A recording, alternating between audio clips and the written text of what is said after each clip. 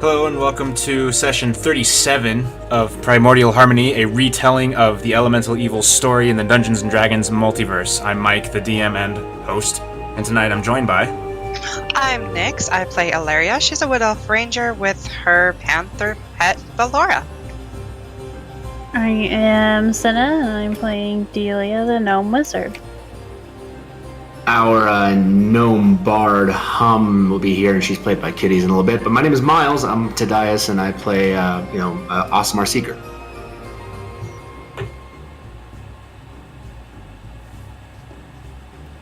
Is Zach there? Uh-oh. Zach, where did you go? We're having some technical difficulties. Our Fire Genasi Shovel Knight will join us shortly. I'm here. He's here! There. Well, introduce yourself. I'm Zaffin. I play Zachary Vitalis, the Fire Genasi Shovel Knight. That was mentioned mere seconds ago. Alright. When we last left the Excavators, the fort Inn and Tavern lay smoldering before them. The townsfolk that attended the show that evening, safe but covered in soot, shell-shocked at Lycia Candlecord's rapid turn to property destruction and malicious endangerment, stumbled back to their homes. Condrit on his knees, lamenting over his loss, cursing Lycia. One of the patrons, after assuring him that rebuilding was a possibility, remarked how he knew something was off when Lycia didn't mention the rite of the Wicker Fire Giant in her intro to her performance. That would take place in the hills south of Conadir Forest. That small fact would leave the four of the group's minds, however. All but Zachriel descended to the inn below to change and check on Altosi's casket. When they opened the door to their room, smoke billowed out and had floating upon it Chan's chimes. Ashwick had snuck in to take them. He took advantage of the party's weakened state to attempt to make off with the chimes. At the last moment, Tadias swiped the chimes out of Ashwick's smoky grasp, and once again, outnumbered and outmatched, he cowardly billowed away into an adjacent room.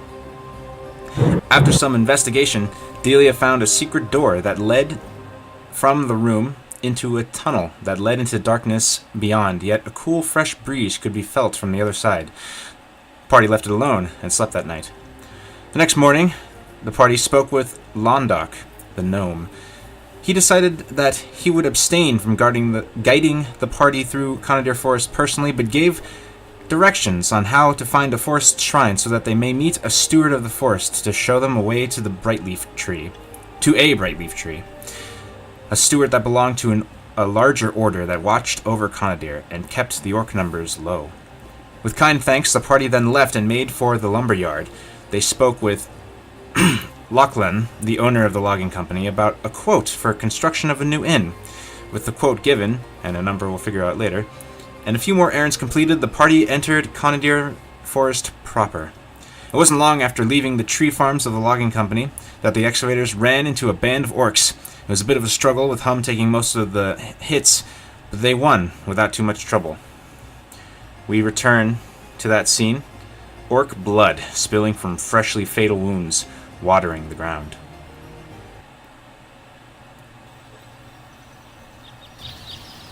What do you do?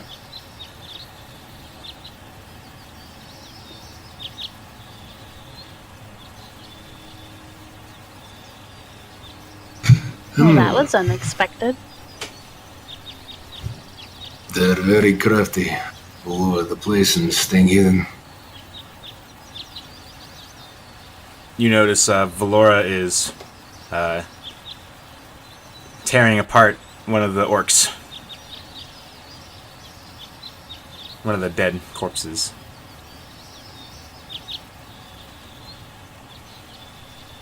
We might want to get out of here as soon as we can, because surely they'll know that we're here in this spot. Right. Yeah, I agree. Let's head on. Alright. You guys head on.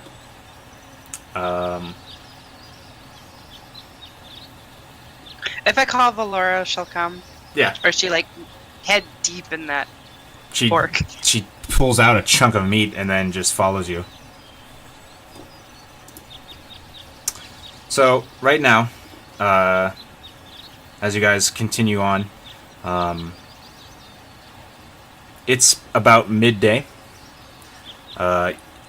You walk along and you realize that you're actually making pretty good time through the forest, despite undergrowth and fallen branches and logs from trees that had just fallen down through different means. You find that with Illyria and also Valora, who is quite at home here, snaking through the undergrowth, agile. You make good time, and in about 40 minutes, you hear the sound of... And I didn't actually get sound for this, I'm sad about that. But you hear the sound of frogs and flying insects, a small splash of water. You've made it to the first river crossing. There's a small ridge comprised of stones jutting out from the ground, and about 60 to 70 feet away, the forest seems to empty into a clearing after some more undergrowth, fallen branches and trees that you've been seeing before. It's hard to tell in the dim light because of the thick canopy, but Illyria and anyone else that has wilderness experience are reasonably certain that the river is in fact ahead.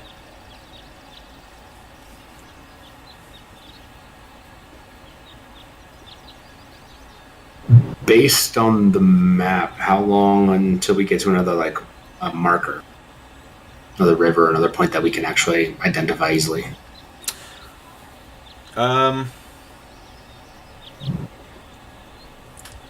He drew you a map? He drafted us a map, I thought. Okay. Alright, well,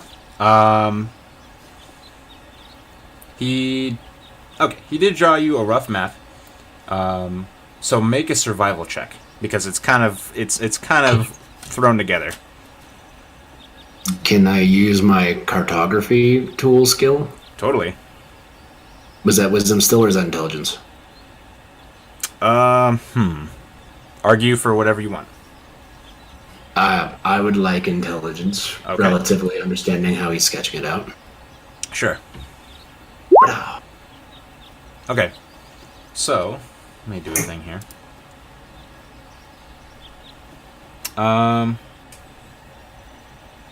So So Tadias wants to figure out how far to... The next marker, essentially. Okay, so are you still going for the next river crossing? It's whatever's mentioned on there. Assuming river crossing would be a pretty obvious one. Yeah, so he goes... the directions were west by northwest into a patch of swamp from the river. Past the swamp, and then after that you'll know you're close after you cross the clear river a second time. And then he mentions that there's a small clearing that houses the shrine. So are you looking to find out how far to the next river crossing? Yeah, essentially. Just guesstimate it. So, right. I actually made notes about this, so give me a second. Look at you, all prepared. So it's a little bit past midday, and you, with that, you know that if the next couple of if the next section is like this forest, you know that it's about 15 miles or so. And you can estimate, because of travel pace, if you plan on traveling normally, oh wait, that's not right. It would take about 3 3/4 hours to get across. Okay, so we're getting about to the next river point, well, it's starting to get dark, but still at daylight. All right, that's perfect. All right. I kind of just look over the map and turn to the team and say, I think we're going to be there roughly, closer to sundown, depending on how lost we get. We will, yeah, there's nothing to worry about. Nothing But- to worry about for now. Did anyone need a rest while we are waiting? Because it's probably going to be easier to spot this tree in the dark, I assume. Tadias, and actually everybody, as you're discussing, you notice ahead of you. I rolled some things. You notice ahead of you.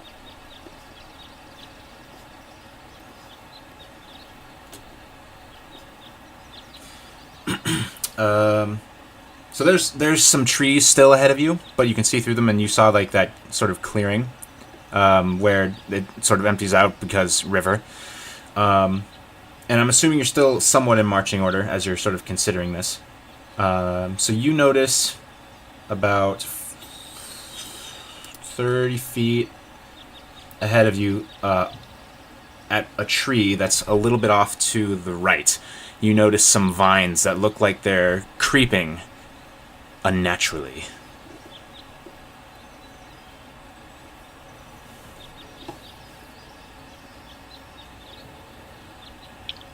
Is it just my eyes, or am I seeing things? Vines moving. Usually something's going to be in them. I'm gonna pull out my dagger and start kind of like creeping a little closer to it. All right. So from where you are, Tadias, you can see. Well, we're in this now, so I'm going to take you to the map. Uh-oh. Hey, Mike, What's up? have I ever been through Conadir before? That's up to you. Has Zachariel ever been through Conadir? No one really charters way shields to go through Conadir. It's super dangerous. That's a no. Okay. I think Illyria is the only one with like some sort of familiarity. All right. So, to give you a better picture, or to inform you better, you see over here. Oh, it's not showing because I'm in the GM layer. You see over around here, there's vines that are sort of twisting around the tree and seem to be sort of slithering in your direction.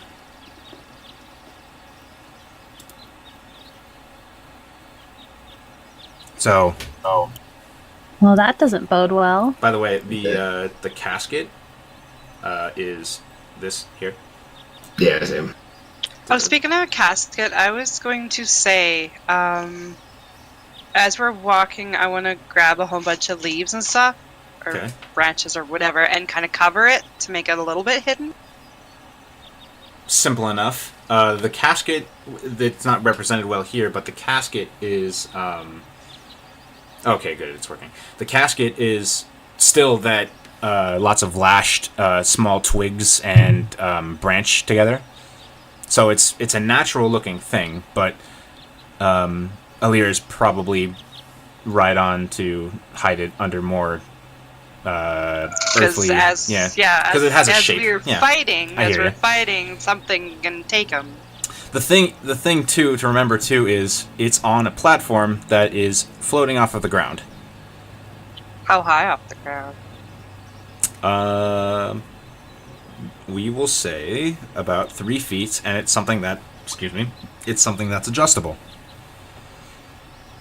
Tadias, back at Winds and Sails, Dimitri showed you a little dial there that actually it's more like a series of switches where you can control the height off the ground this casket can, or the platform can be.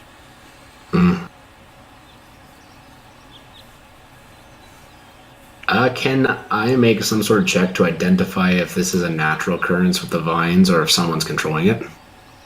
Sure. What kind of check would that be? Nature. Nature. All right. I'm not that good at that.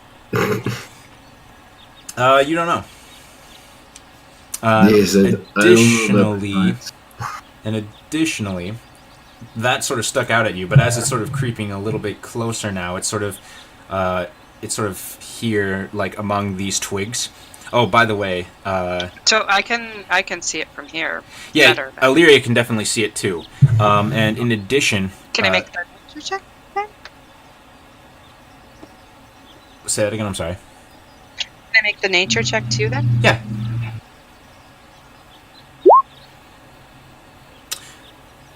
You are just as uncertain as Stadius is in this moment. However, at the same time, you see... selecting. Sort of by this fern here, Tadius and Illyria, and only Tadius and Illyria. Everyone else sort of noticed and heard the strange vines over here, but over here, only Tadius and Illyria can make out sort of the same thing happening here. And do you do anything? We got movement on the left, guys. I don't think we're safe. Is there any way we could go around them? Tadius, as you step there, you notice you hear something sort of schloffing, like you hear the undergrowth kind of like rustling and like this weird kind of dragging sound, and it's coming from behind this tree here. Can I move slightly to the left and make a perception check to look around it? Absolutely. I would like to do that. All right. Well, it's not hard to notice this, and you sort of smell it too. Now that you kind of like move and the breeze catches a certain way, and you get this whiff of rotting vegetation, and you see sort of shambling along the ground. Oops. That guy. Schloffing toward you. What's his reaction? What's his first reaction? There is an immediate fuck. And then he pulls out his weapons and gets ready to go. Because that does not look pretty. Okay.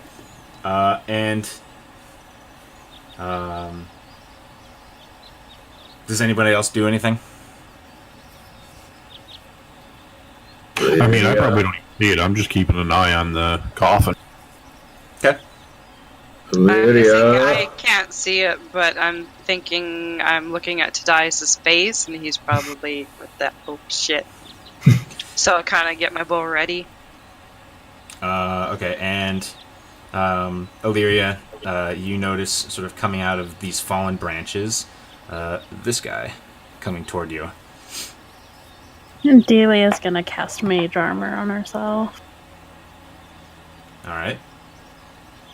And additionally, coming out of the fern is this guy, and they're going to move a little closer. Do you do anything as they're moving closer? It seems to be pretty slow, like way below walking distance, or walking speed. So, do the smaller ones look like smaller versions of the big thing, or are they different? Actually, they look bipedal.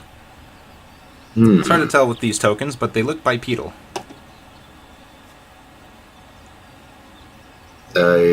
Illyria, do we? Oh god. I'm gonna yell out, "Friend or foe?" They don't talk. And then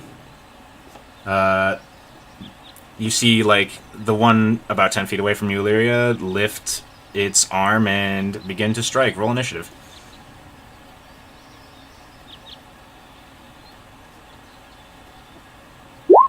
We wasn't ready for this jelly. I wasn't ready. Oh, good. Oh, Oh my god. Oh 0. no! what about him? Oh boy. Great Who wants first to roll. who wants to take hum? I can take hum, I guess. Let me Do I see have where token this. No. I gave you hum. Never making a character without a dex bonus again. You didn't select your token. Click hum, and we got initiative. Oh, that's my name, but that should be hum in the initiative. Okay.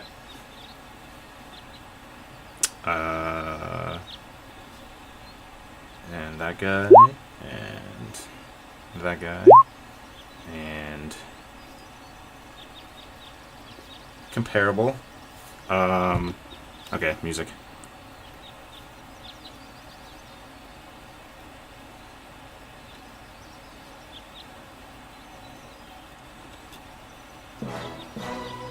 That'll work. Alright. So, Hum is first. Hum is going to immediately look at the one attacking Illyria, lift up the wand of magic missiles, and cast 2 charges of that. Alright. So I don't think she has. Does she have one? She does. All right. She has a macro. She does. Ooh, that's a good one. So that's times. You said 2 charges, so that's a level 2. 2 charges, 4. That means 3 for the first level, and then an extra one, so 4. So 20 damage. 20 damage. All right. So these darts of force fly through the air, and oh, are you serious? Okay, hold on. Wow, that's annoying. The tokens are paired. They shouldn't be.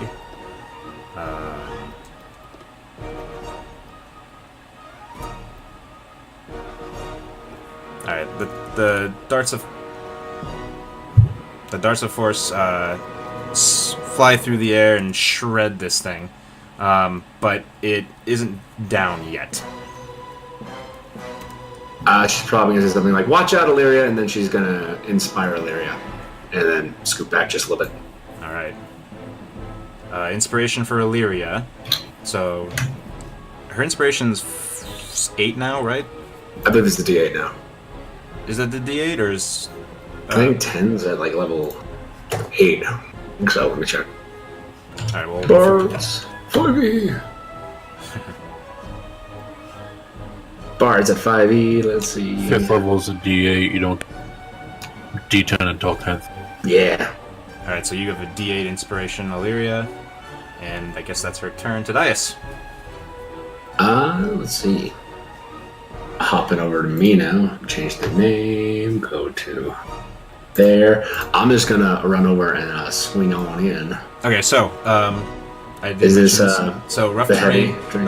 Rough terrain is everything that has like a thing in it. So if it's a square, like this, it's normal. If it's like a rock or a fern or like branches and stuff, it's rough terrain. Gotcha. So I can move diagonally and still not get it. Yeah. And all right, then I'm gonna move here and I'm going to cut him up. All right. Let's see. Since I have a shield, I guess I'll just do the. Yeah, I guess I'll just do my dagger. Okay. Make sure the magic damage. Hiya. That 12 is hit? a hit. Wow. Okay. All right. So this thing was barely hanging on, and you just run over, and as it has its sort of like arm back, it's sort of like just dangling there, and you just slice through it, and it just kind of clumps to the ground. Alright, so 3 more spaces of movement. So 1, 2, get against this tree and chuck 1 at this guy. All right. Hiya. All right. That's a hit. Good job. 9 damage. All right. And I don't think I have any bonus actions that are really useful. I can dash and actually back up just a little bit. 5, 20, and that'll be my turn. All right. The Vine Blight is going to advance up to here. It undulates menacingly at me. And that's all it does. Zachriel. Okay.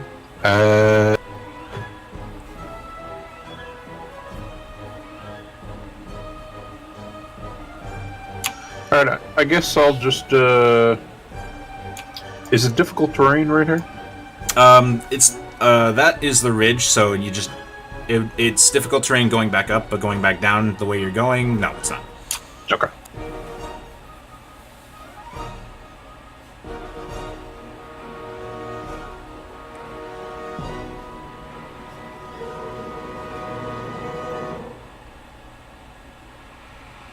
Whoa. Did you intend to do that? No, I just hate Euclidean, and I locked in a movement. Oh, I made a mistake. got it. Shame. There's no mistakes, just happy little accidents. Alright, I mean, there's not a whole lot I can do here, so I'll just move up here and I'll take a defense. All right. The shambling mound begins to advance toward you. Sort of sloughs around the tree and into here. And you being right there, it's going to slam, or attempt to slam you. 24 to hit. With disadvantage? Ah, yes. That hits. 13. No. 13. Oh, yep, that's a miss. Alright, and then he tries again. Did you... Wait, what? 18? That's a miss. Okay.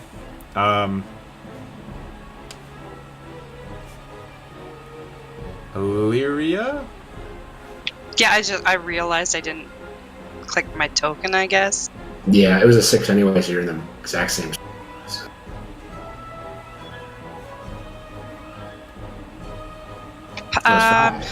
Okay. Yeah, it was 5. Yeah. Oh, 6. Oh, it doesn't matter. Doesn't matter, you turn it. I read the nature one. Either way, you got it. Okay, I'm just gonna shoot at the big one. Alright.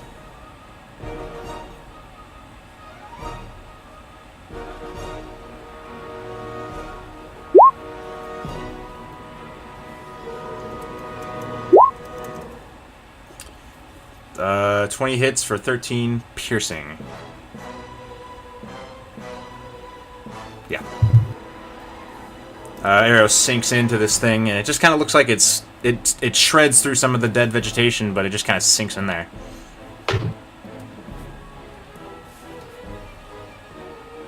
Okay, I'm going to try again.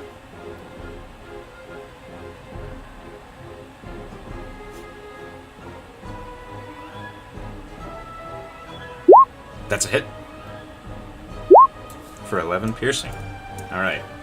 A couple of arrows sink into this thing and shred it apart a little bit. Anything else?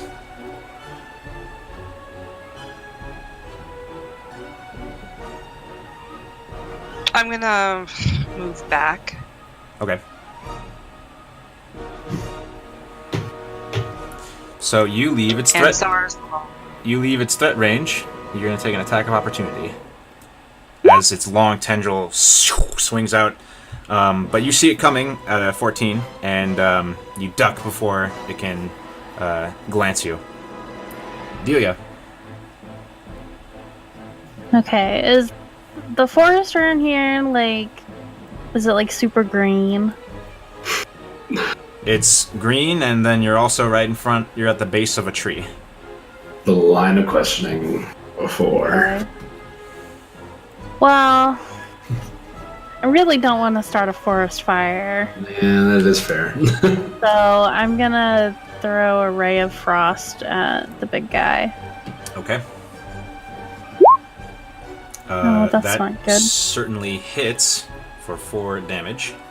And you notice as the cold... let me double check that. You notice as the cold hits him, that doesn't seem to be affecting him as much as you would have thought. Anything else? Well,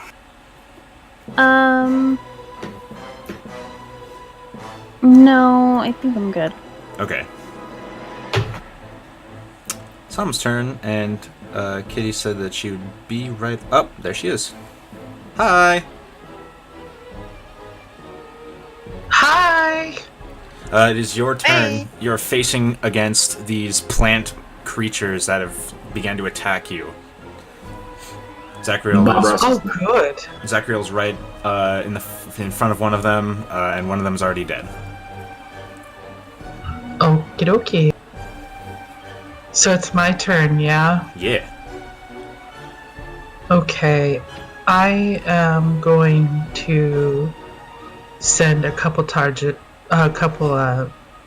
from the Wand of Magic. Have you been counting the charges, Miles? Yes. No, Yeah, Miles I used counted it just them now. I counted on her sheet, so she has 5 left. Alright. I used 2 and got 20 points of damage for you. You're awesome, Sauce. I'm gonna send 2 more and see how I do. That's it. Who's it going on? I'm gonna get the guy right in front of Zachary. Alright. Big. The biggin. Hey, not So, bad. 2 charges, so, 16 damage? yeah. The darts shred through him and just come out the other side. But he's still rumbling and shambling around. Alright. Anything else, Hum? Nope, that's it. Okay. Tadias. I think I'm just gonna squish the little one so Zekra doesn't get flanked. So I'll move here and chuck into it. Alright. So, residue.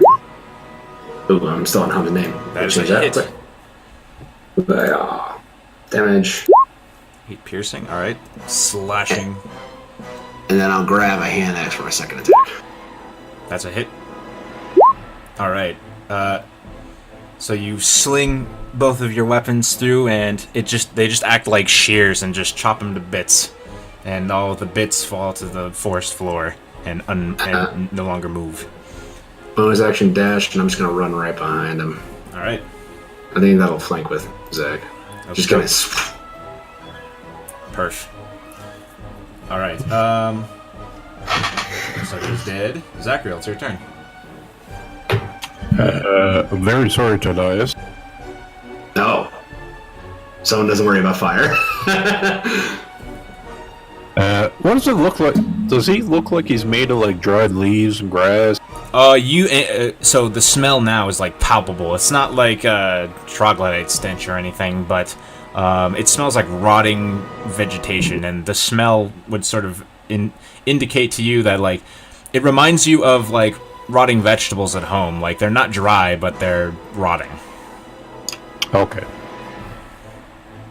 Well, then I probably wouldn't do that. You're safe, Tadias. Yeah. I haven't been roasted enough on this trip already. And this thing doesn't have legs, right? No, it's just like sort of sliding across. Yeah, it's just All sort right, of yeah. So I will use my vast intellect of 13 to assume I can't prone it, and I'll just smack it with the shovel. All right. That's a hit. You know what? We'll throw some superiority die on there and give me a wisdom. Give you a wisdom. Fail. Okay, 61 damage. What is that gonna do? 20. Means he has disadvantage if he attacks anything. Got it. And there's the second hit. That's a hit. 11 damage. Alright. He doesn't like that, and he's certainly all eyes on you. Yeah, So- it's it for me. He's going to... Yeah. 26 to hit. That's a hit. 14 bludgeoning. And then he's going for you again. Misses with a 17. And that's his turn. Illyria.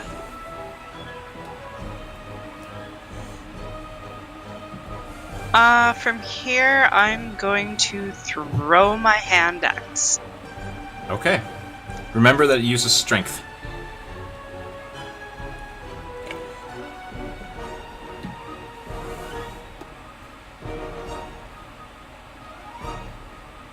And I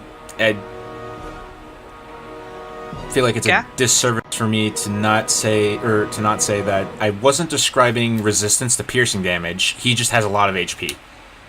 So if that changes what you're gonna do.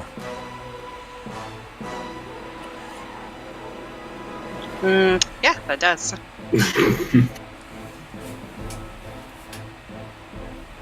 Gonna come out and yeah, I'll try to shoot him with the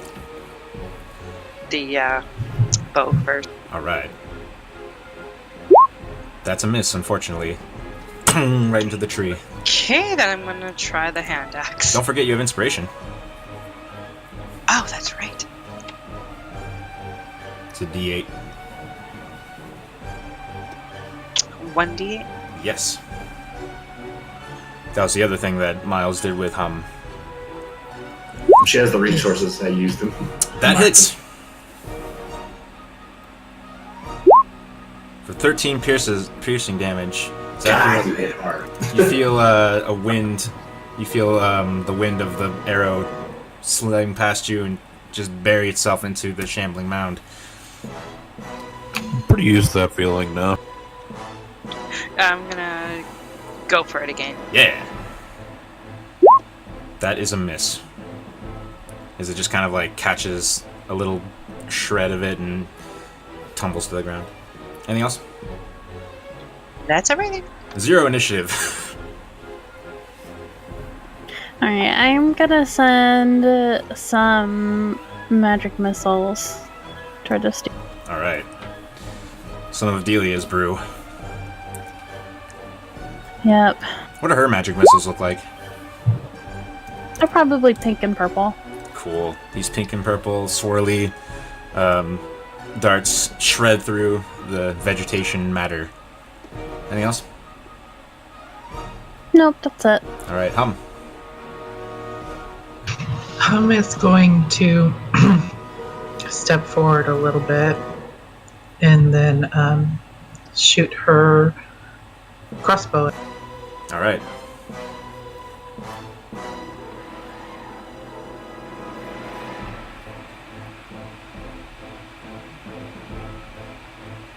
Whilst trying not to put the arrow in Zachariel's head. That is a miss, unfortunately. You're so worried about Zachariel, it just kind of sticks in the ground a few feet away from him. But he's a very safe butt. He has a very safe butt. Anything else? That's it. Alright. Tadias. We cutting some plants. Let's stab him. That's a hit. Lawnmower maneuver. I guess so. Let's slash him again. 17 hits. And because I hit one creature twice, I get to exploit and do another attack, right? Yes, sir. Alright, so I found a weak spot in his little fleshy body. I'm going to stab it again. Hit. And I add D8. So another 11 damage. That's Alright. all my actions, so I'm just standing right there, probably pissing him off. Yeah. Zachariel, it's your turn. I will again smack this thing with the 17. Whoa. Oh, there it is. Yeah, that hits. Alright, so you slash in, and there's not that much, like, you've sort of hacked, all of you have hacked through, like, the tougher pieces of plant that make this thing up. And it's mostly soft and mushy now, and Zachariel, you strike in, and the shovel passes through all the mush, and it hits the heart of this thing, this nasty, gnarled piece of wood, and it just sort of, and the whole thing just plummets. And as it does so, you notice at the end of your, the shovel, just a tiny spark. Just a tiny blue spark of electricity before it all just tumbles to the ground. And you're out of initiative. What was that? Smelly. Somebody's garbage. No, I mean... You know what? I may regret this, but guys, you should dig through this thing's corpse. You are going to regret telling me to dig through the rotting piece of vegetation. Hum runs up and says, I got it. Okay. I'm making an investigation check. Can I have my mage hand help her? Sure. Get advantage. Yeah. Ooh. Oh. You find within this thing the damaged. You find a damaged, from the shovel, gnarled root, and it's got sort of these squiggly lines in it. And Hum, when you pick it up, you know when you get a static shock from a door or whatever, you feel that for a second. It doesn't do you any damage, but you're just like, ah. Ew. Hey, Tadias, you ever seen anything like that? Can I kind of look it over without getting too close to the putrid smell? Sure, totally. What does it look like? What I described. I'm saying, like, do I need to make a check? Yes, to you do. identify the voice? Either nature or arcana. Arcana for show. That's bad. Well, you can tell that the squiggly lines in it look like they are the result of lightning. It looks something lightning related. I can't tell you more. Maybe Delia might know. She's the one that goes to call it. Yeah, can I take a look at it? Yes, you can. I hand it over to Delia. Delia, so you recognize this immediately, and sort of looking at this, you remember seeing something like this on display in one of your professor's classrooms. This is the heart of a shambling mound. Shambling mounds, you remember, are formed from when lightning strikes a group of vegetation, and it sort of creates this weird corruption of the plant mass and gives it life and makes it monstrous and wants to eat things, people, wildlife, animals. You see, well, guys, this is what happens whenever lightning strikes a bunch of plants and stuff. Turns it into a monster.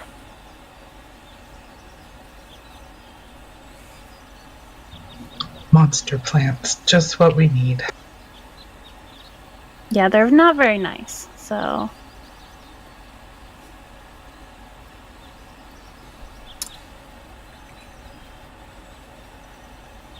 I'm glad I didn't start any forest fires. Me too. So you hear the water, and it's really close to where you were, like only about 30 feet. And it's clear water, but it's got the green of the forest because that's what's surrounding it. That's what it's reflecting off. And beyond it, the forest the trees get much more sparse.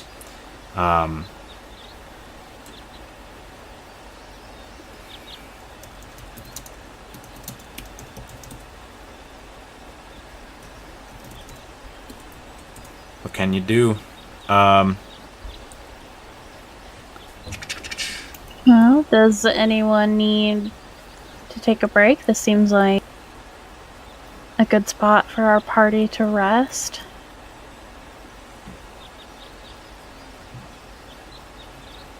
Whatever you all think best. We could take a little rest here. I'll play my music.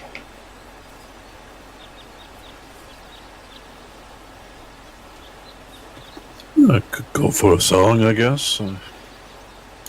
I can still continue on, but I feel like it may be best for us to cover as much ground as we can during the day. There's no telling what we will be faced with tonight.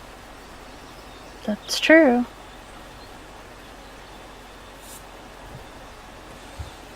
True.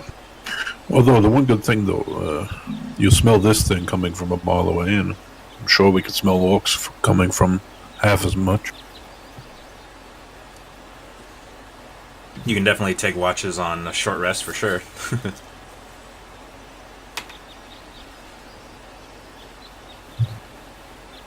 I only ask because I know Hum took a little bit of damage in the orc fight. You did.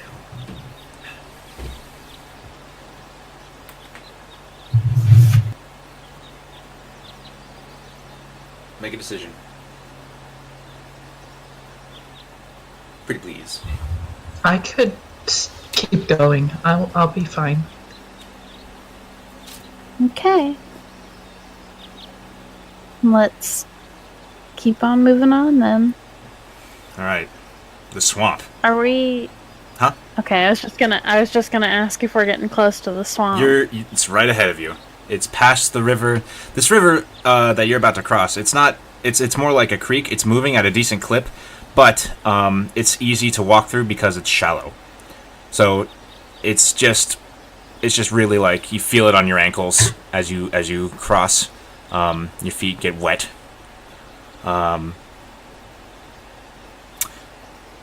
So, when you pass that, it's a little bit more dry land.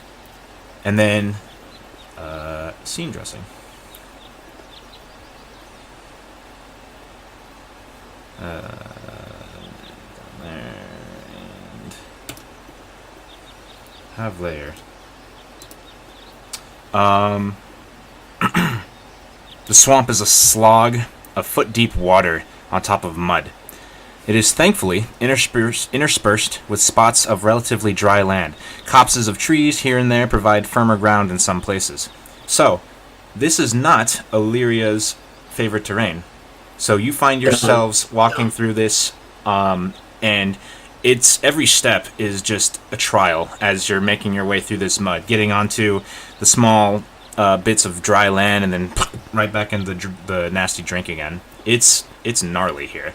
And Tadias, you kind of realize as you're making your way through here that it's going to take longer than you thought, for sure, to cross So it's this. a foot deep, right? Yeah. Perhaps maybe double the time. Maybe. So it's like up to mine and Hum's, like thighs or hips. Oh yeah, you guys are hip deep. Oh no, I forgot you're small. Do you Oh, the world is the Little world. peoples, do you want the lift? please. All right. Wait. The thing that Altosi's body is on. It's how hovering. much It's hovering weight fine. can that- but how much weight can that take? I didn't think about that. Let me think about that in a minute. Can probably take at least one more small-sized creature. All right. Who wants piggyback? Who wants floating? I call piggyback. All right. So actually, There's now that kind of Delia climbs up onto the. do me a solid and I would like to ride the Tarrasque. yes, right the track. Sir not appearing in this game. I need to put. Hold on, coffin. Let me just put something to represent the casket and the platform. That'll work. So, arrange yourselves your marching order. I assume Larry stuff first. I've got swampy, muddy hum on my shoulders. Okay. I'm gonna do a little thing with your tokens. I know where you are. Let me just. Yeah, there we go. Hey. Just to kind of, yeah. And then let me. Zachary, are you all the way back there? 10 feet away from Valora? For the most part. Changes here and there, because, you know. What direction is it going in? Because I was Let's assume north for the sake of this. okay. Because I was positioned so that I would be right behind the coffin, and so I think that was like Somebody has 5 to- or 10 feet away. Somebody has to pull the coffin, too. Like, it's not going to move on its own. I mean, does the floating thing not move? Like I'm right behind it, like pushing it and keeping an eye on the back. Okay, you can do that. Like, it slides, but, like, you know, it won't... It doesn't propel itself, is what I'm saying. Not forward. No, yeah, it's doing that. So, something like this, then? I mean, somebody would have to be close to it to, you know, keep it moving. Yeah, I thought it was traveling like lengthwise, not width. Sure, lengthwise. That works for me.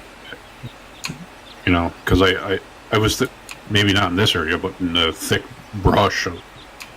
Just make more sense to Yeah, totally. narrow path. Are you guys okay with this setup? Yeah, it looks fun to me. Alright, so, moving along.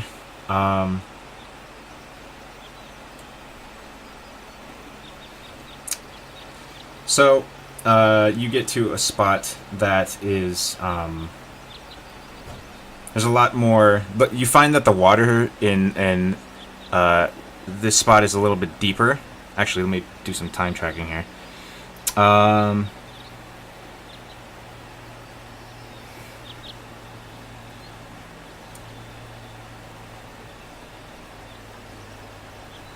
Wait, sorry. 1 second.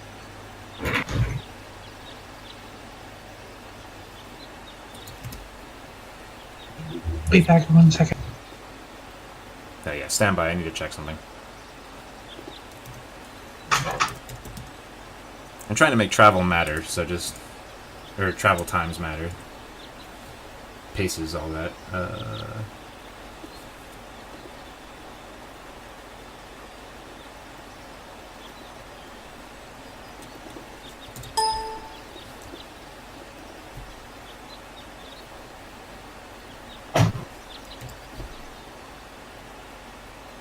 Back. Hi. Oh, were we on a break? No, we're on a DM standby because I'm trying to figure something out. Oh, did I miss? No, you I had to grab a fork. so that you can eat. Trying at least. Okay.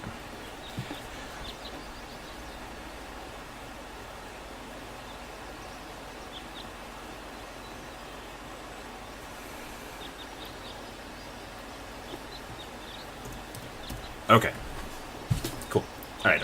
And then I just need to... I'm gonna cut all this out.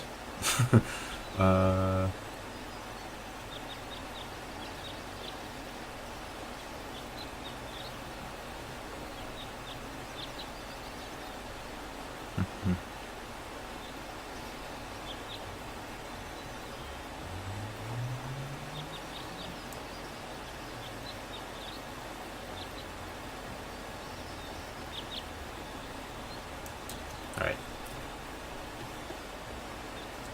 Okay.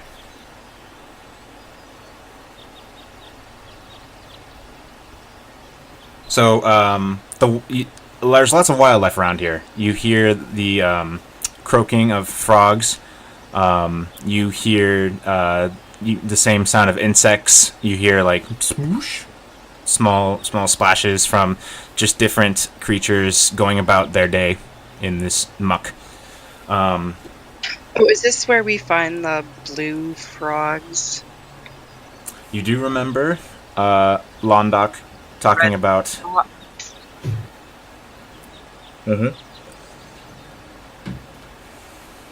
Blue flower, red thorn. Are you looking as you're traveling? Yes. Okay. Go ahead and roll a perception check. I assume this comes up in conversation. You can, if you would like to roll, you can. Speaking to everybody. Today, we need to find frog.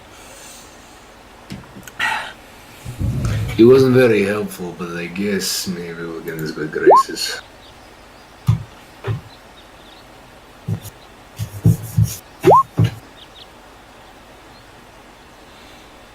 So you're looking around,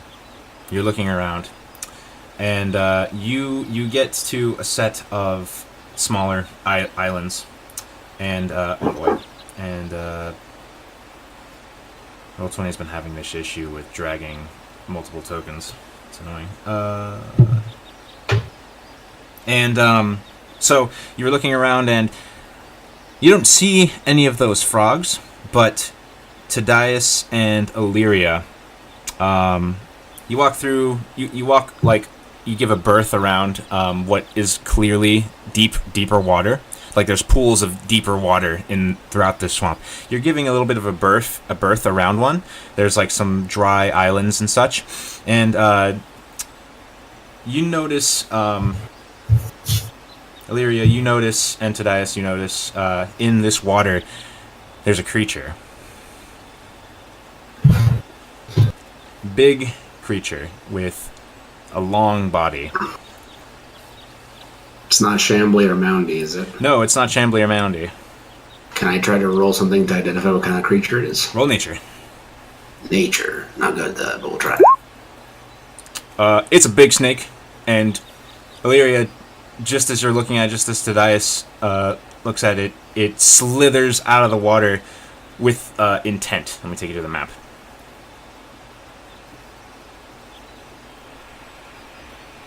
And whoops, 3 more show up too. Roll initiative. Actually, don't roll initiative yet. I need to clear it. No. I said not to. It was clear on our end. No, it's clear on your end because you can't see the initiative on other pages. Okay, something's going on because I clicked my token. You did. I cleared it right after you added it. I replaced okay. it.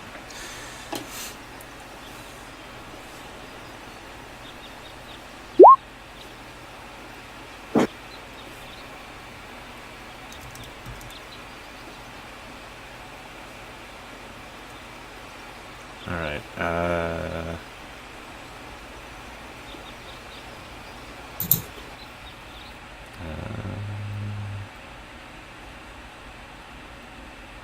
Am I riding piggyback or am I on your shoulders today? It's more shoulders, is my guess. I'm guessing with Hum, it started as a back and then she made her way up. Yeah. So you can hop out if necessary, but I'll get us out of here. All right. So they are very slow. So this thing is like you see it like coil up for a sort of an attack, Hum, but it seems to be a little sluggish. Your turn. I take out my crossbow and I just fire a shot at it. All right.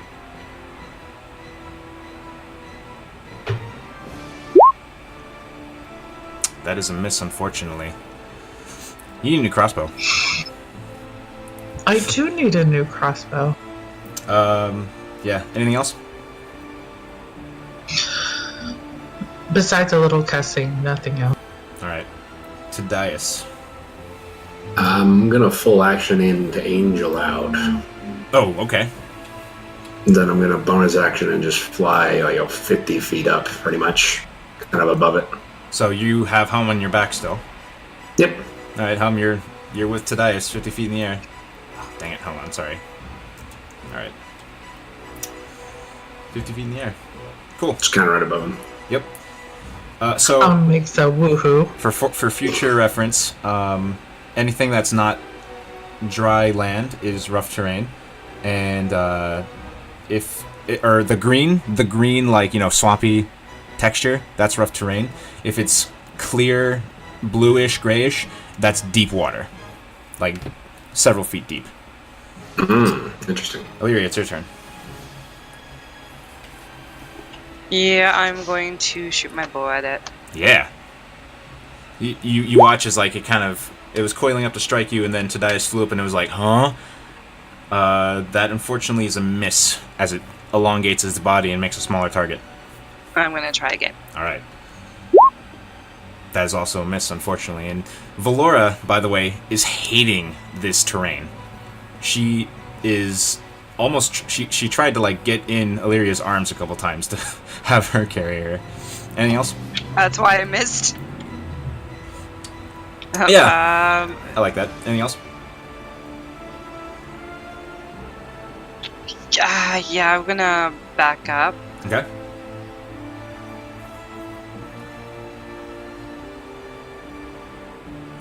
Are you having Valora do anything? Yeah, she's coming with me. Alright, she probably would on her own accord anyway. Yep. Turnover? Over. Zekro. Alright, I'm trudge my way over.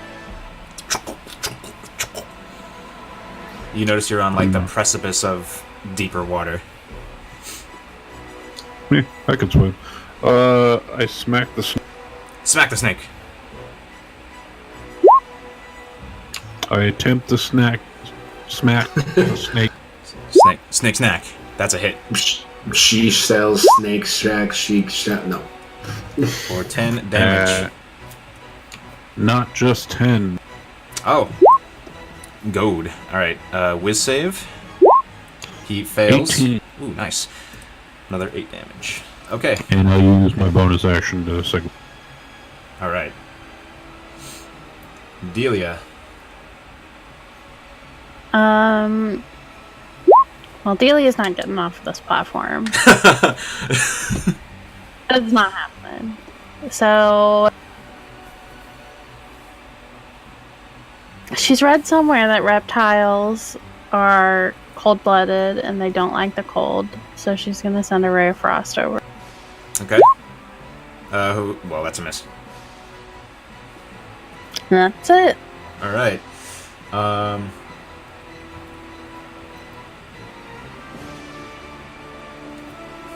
Stand by.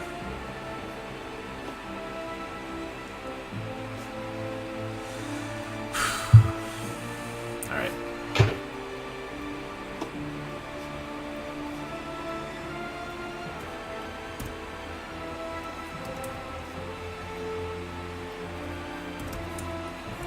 Okay. This constrictor snake loops back into the water and starts to swim, and it slithers out and is going to go for Delia. So attacking Delia. 15 to hit. I'm gonna use a reaction to do shield Okay. and make that miss. That misses? Oh, you Yeah, cast because mage we're- armor. Okay. Cool. Yeah. So, his whole body just like lunges towards you, sort of circles around you, but then the arcane force just kind of buffers it away, and it kind of like drops to the ground and slinks back. Healy's gonna scream. This one is going to slither itself up to here. And it actually can't reach anything else, so it's going to dash and get actually it's going to dash and it disappears under the water. Hum. Oh wait, no wait, not hum. Why is it? Oh, because okay. Zachariel, the one in front of you, is going to attack. 13 misses. Just can't roll tonight. And that's all it can do. Hum. So since Hum is 50 feet in the air, she's going to viciously mock the snake underneath them. Alright. With save. Miss totally fails to save. 7 psychic damage. And she calls it a slimy son of a bitch. Yeah. Tadias, what are you doing, Angel Man? Alright. I think I got basically the range of these dudes, so I'm gonna float down 25. No, I'll float down to the 30 feet away. Okay. Bring Hum with. Hi, Hum.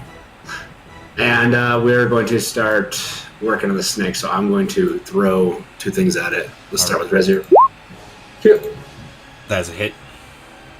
And I get to add my level, which is 6 radiant damage on top of that.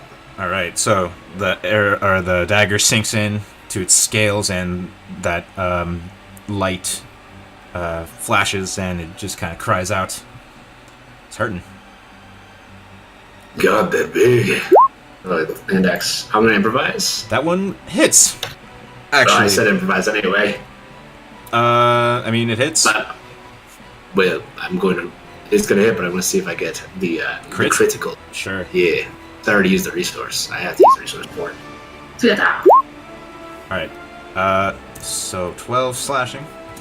And Zachary, you see this thing is, it hit a nerve and it's like twitching a little bit, and it looks like it's very close to death.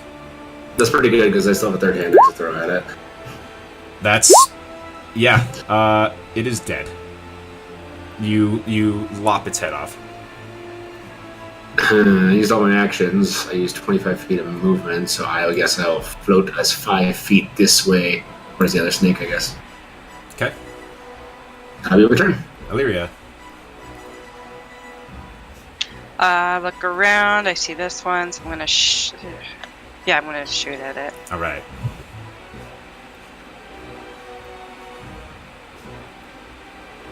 Actually, it's wet terrain, so I'm gonna try a fire arrow. Okay. So I light it, I'm gonna shoot. Okay.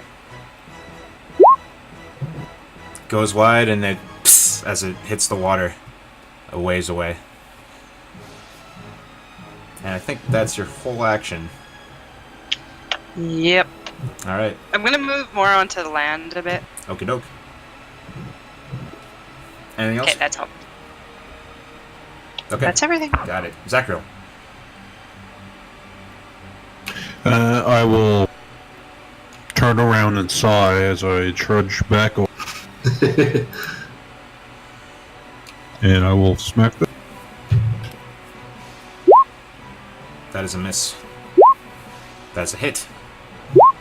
Nothing if not consistent. 7 damage. Anything else? Nope, that's it for me. Alright. Delia. Delia doesn't. So she's gonna fireball this guy. Okay.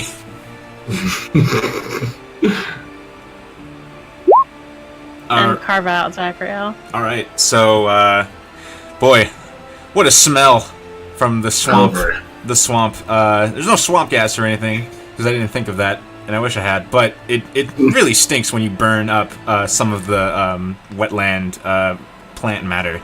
But he needs to make a dex save. He does not save. So he also burns as well, and he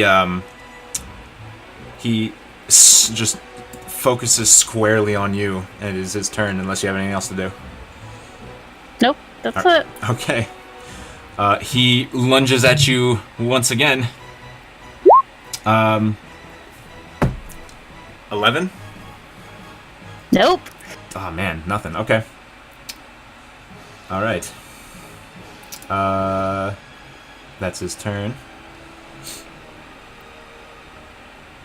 And, coming up underneath, so the creature that you...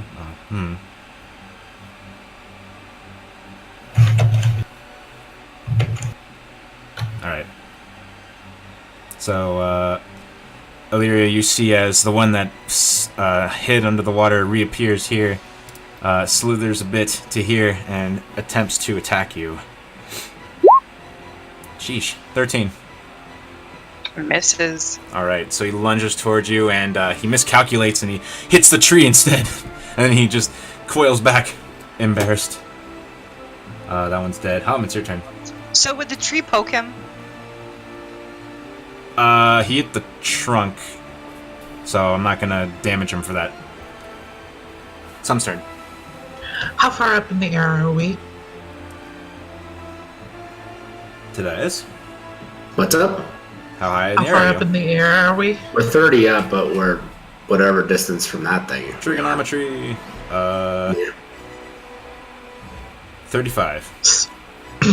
So Hum is just going to viciously mock this one over here, Okay. the green one. Yes. Wisdom. Fails. Takes 5 psychic damage. Kind of just. And she tells him that he's slimy and has no. He slithers in emotional torment. Tobias, you doing anything? My turn? I'm gonna move up and get him. So I'm still 30 feet up, so I'll just kind of like, Jetsons hover, just and just start throwing stuff at him. Oh, can Tadias's angel form have the wings, but also have jet boots that are divine light or something? That sounds awesome. Oh, we'll do it. Why not? Cool. So, and I'm gonna get him. That is a hit. Man, these guys are low AC. Yes, I do. Piercing. All right. All right. Well, it's in him. I throw hand axe. That's a hit. Well, it's in him. I throw another hand axe. And another hit. And I add one of those bad boys. If I could roll a little higher, I think it would be a little dangerouser, but, nope. It is not so. Right. Anything else? That'll do it. I'm 3 feet. Trigonometry says Hum can do stuff now. Illyria. Right? Yeah, I'm just gonna keep shooting with my bow. All right. Old reliable. Just the normal arrows. Okay. That's a hit. For 12. Okay.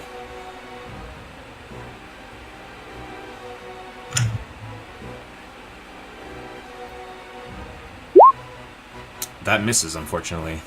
Goes wide. Anything else?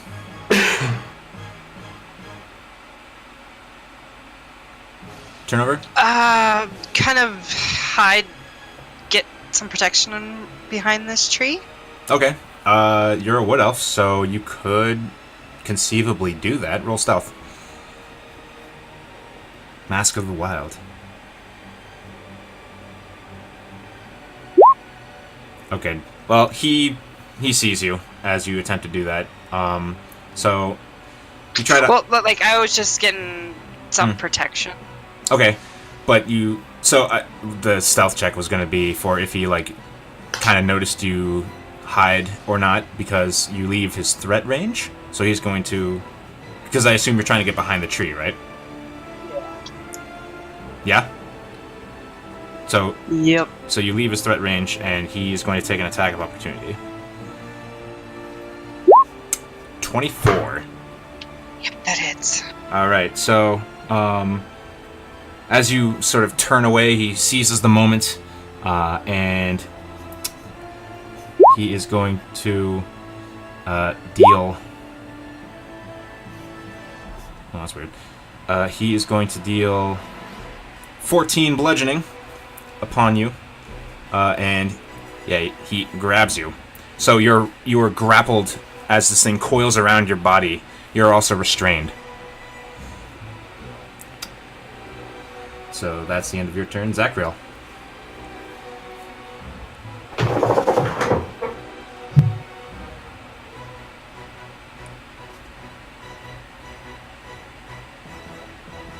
Justin.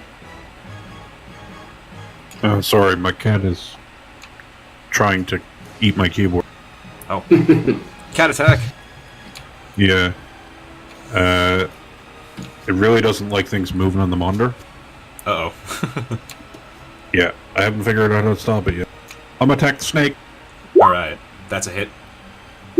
7 bludgeoning. That's a hit. 7 bludgeoning. Consistency. The searing, the snake has the searing, or seared, scales, and you strike in at it and kind of just hisses in anger. Delia. Actually, Yep. I'll just move over and its Got it. attack at the. Gotcha. Alright, I'm gonna send a firebolt at it over Zachriel. Alright. It goes wide and then fizzles into nothing. But That's it. its attention is not upon you anymore. It goes for Zachriel. 25 to hit. That's a hit. You are grappled and restrained as it coils around your body and kind of pins your arms against your sides. 13 bludgeoning. Okay. Illyria, you are grappled by this thing, and as it's grappling you, Tadias, you're up there. It's going to attempt to bite at Valora. Ooh, 21 to hit. Yeah, that's hits. 11 piercing, as it just snaps. No poison, though. These things aren't poisonous or venomous. 11 piercing on Valora, and that's its turn. You see Illyria grappled by the snake. Oh, hell no. So, Hum is going to shoot her crossbow at him. Alright. That's a hit. And she's going to use psychic blades. Alright. go ahead and roll them. Alright. So, Psychic Blades. You kill him, and came up with this description earlier today. When the psychic energy infused bolt strikes in, he starts hissing, and he just keeps hissing, and it's as if he's screaming in torment, and it doesn't stop screaming until he's out of breath, and he just kind of fades away like, and then it just kind of slumps down. Illyria, you feel its grip on you loosen. Tobias. I can Does breathe. anybody speak snake? I don't need to. I'm gonna fly over here. 5, 10, 15, 20. Still 30 feet up, and let's start chucking stuff at this guy. Alright. Hit. Add 6 to that. Radiant. Yes, sir. Eh. Math. 15. You kill So it. much math. Oh, alright. Then, right to in the be fancy, forehead. I throw it in there, and then I'm just gonna fly down and I'm gonna stomp it into his forehead. Yeah, and you stomp it down, and the mud goes right up to your hip. Maybe not so much, and I Jetsons hover out, and the blade just flows back into my belt. And we're out of initiative. It's a good time for a break. Yes, please. What would you like us to break? Kit Kat. To take a break. Wait, Be you right have Kit back. Kats? Are you gonna share with the class? And I'm gonna find some swamp ambience. Swamp ambience. Ribbit. You're not wrong. Mangrove trees everywhere. Yeah. Alright. So, you guys keep trucking along the swampy water. And a few more hours pass, and it's starting to get dark, with no end in sight. Are there any large islands near? Yeah, you know, when it's starting to get dark, you keep an eye out, because you're like, oh shit, we have to camp here. So, you keep on the lookout, and yeah, you certainly find a large island. Hey Delia, you want to tiny hut it for us tonight? Yes. We don't want any more snakes. Let's make it dark green so it falls into the ambience of the. Let's do it. Can you make it sparkly?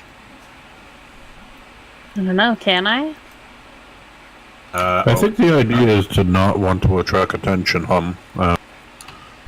perhaps camouflage it. But sparkles! Can I have the sparkles be on the inside, since it's opaque? Oh, yes! Alright. This is... You want to add a disco ball to that too?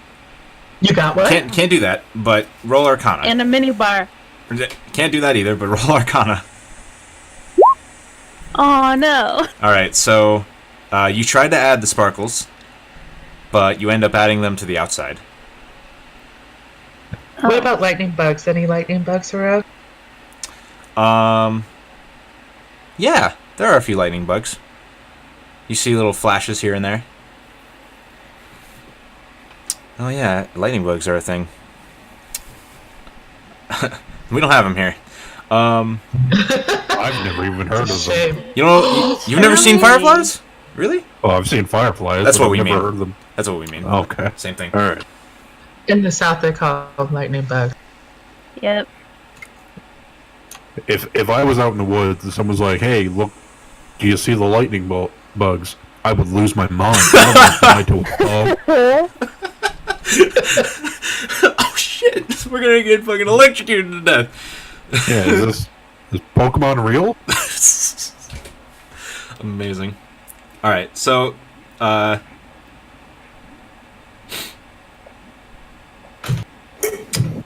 you have your normal watch. Do you guys have a normal watch, or are you still sort of like off the cuff deciding who's doing what watch? What's your rotation? I'll get the first one. I'll stick with today. I'll take the second watch. I'll take third and just stay up. Okay. I'm gonna roll a thing.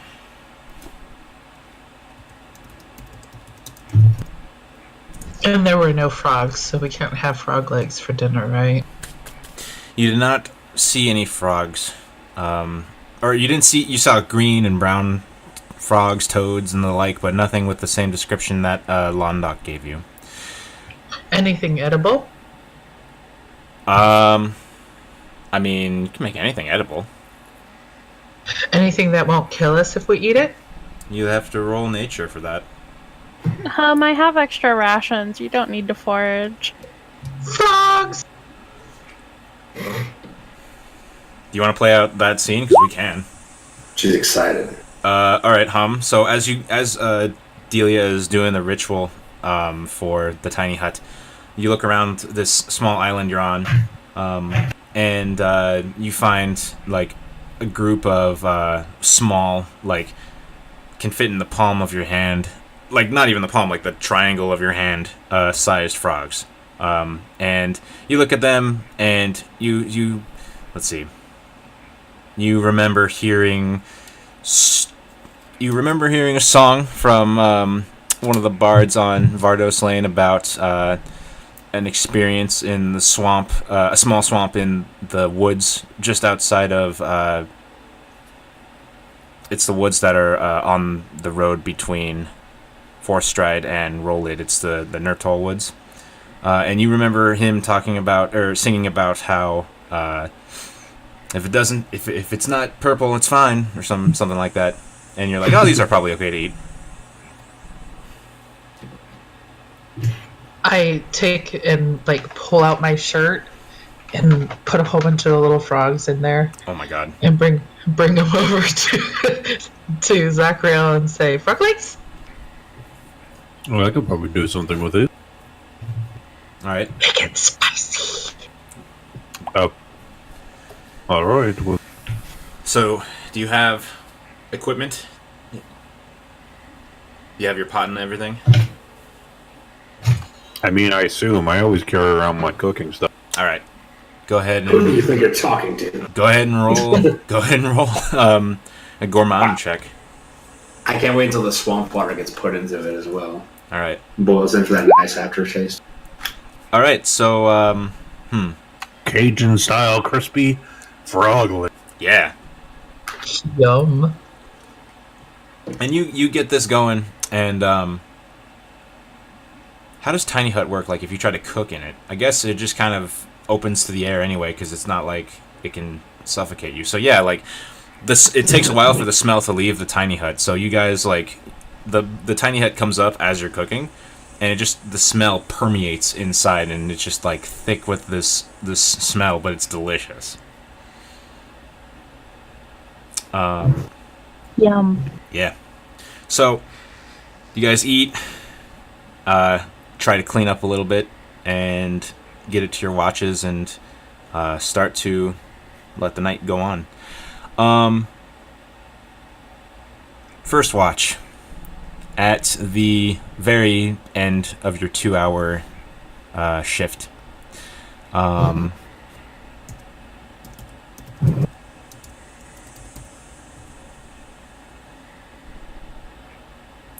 Thaddeus, you're on watch, right? Oh yeah, should I roll perception or something? Yes, roll extension. Or, roll perception. Extension 352, perception check. Well, it'll become clear why I said that, because I'm looking at my notes. So, you don't see this, but you hear a loud thump as something hits the tiny hut. And everyone in the tiny hut is startled awake because it's very loud. And then thump again. Oh shit. And then silence. We can see out it. You can see out of it, but it is dark. And Oh, that's right. whatever this thing was is very quick and dim light for everybody with dark vision. But that was what that perception check was for. You're on watch too. Go ahead and roll. Objects can go out the hut, right? Yes. Yes, they can. You don't know where this thump came from either. What are you doing? Hum Spells. retreats into the tiny head. I'm gonna take one of my little, forgetting the term, my little silver trippy balls, Okay. and cast light on it and just chuck it in the direction that I heard the thump coming from. Okay. Roll me a d4. D4. Alright. Heard a cat. Yeah, he's on my side. The fat butt. All right. You throw it and ploop into the water, but quickly enough, the light is snuffed out by the murky depths, and you don't catch anything.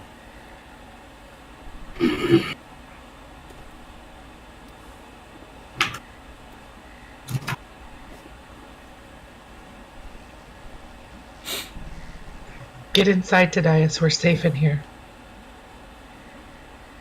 Wait, I'll you back guys up were on- outside of the hut? She was outside getting frogs. I was kind of like watching her, so Oh. I didn't back up. Well, I mean, I'm assuming that she gathered them before it was cast. This is at the tail end of your first watch. So it's Oh, the yeah, dead of then- night. Okay. Then we're for sure in the hut. Okay. That would have changed things. Okay, so yeah, it's after those initial thumps and you toss the light, nothing else happens.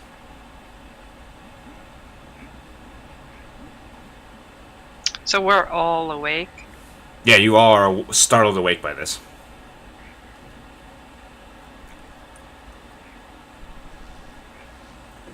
What was So- that?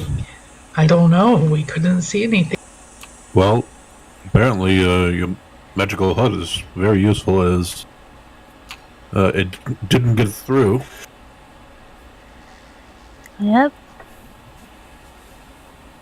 They could have been snakes. Oh god. Could have been June bugs. You know, Okay. we really should have cut up some of those snakes. I bet snake is really delicious. Sounds like it would be rubbery. Oh, so kind of like squid. Yeah, true enough. I'm guessing we'll probably run into a few more.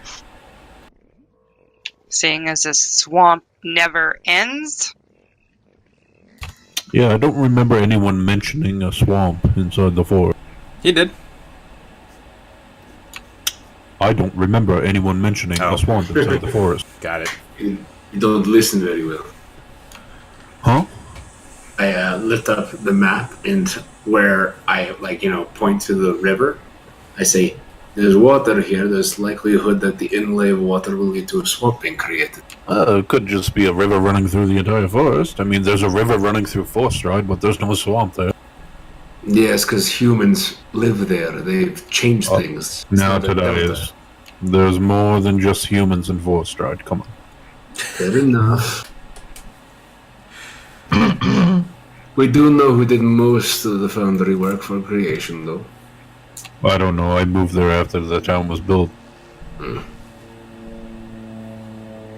Do I know the history of Forest Ride? What race was most responsible, or was it a very even thing between the newer races?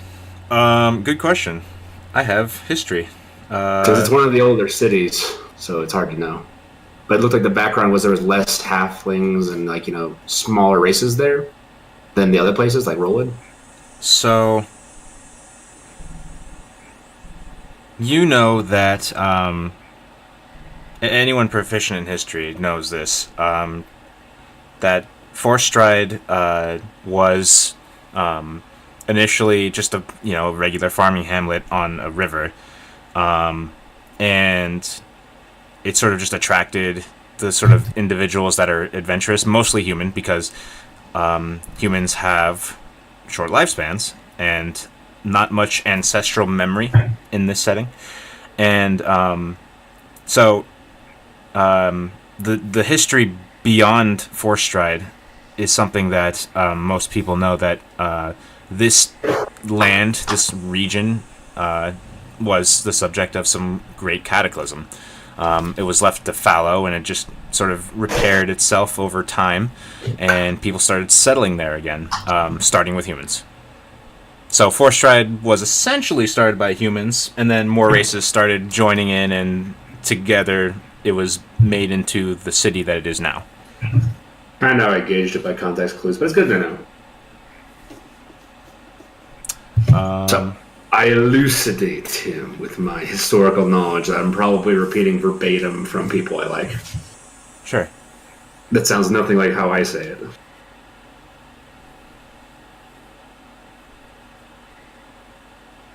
So yes, humans. But I think my shit is over, so you want next watch? Well, I guess I could stay up with Delia. It'll be nice Yes, to have human. company. Be interesting if you don't see many humans around. I mean, traveling.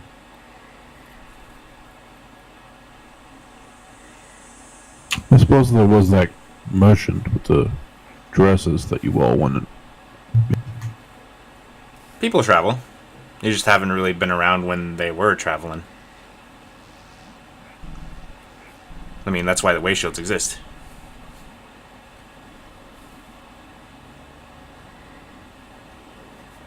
So, if nothing else, the rest of the dark hours pass without further thumping against the tiny hut.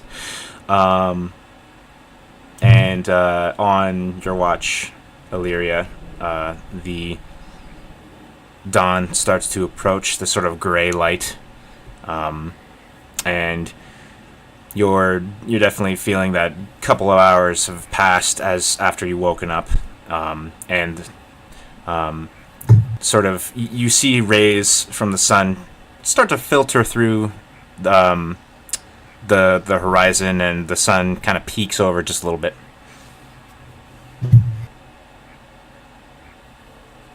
I'm not going to assume whether or not you wake up naturally or not. The tiny hut, you notice that the tiny hut starts to shimmer as it begins to falter.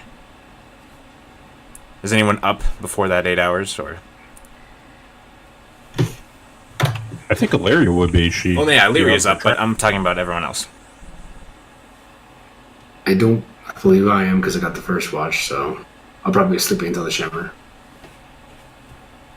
Delia's sleeping too. Yes, I'm sleeping.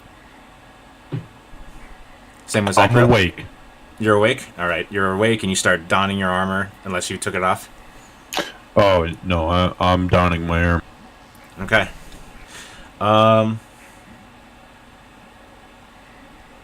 So, the tiny hut shimmers and starts to fade as Zachary, you're starting to don your armor. You've got your greaves on, and you're starting to get the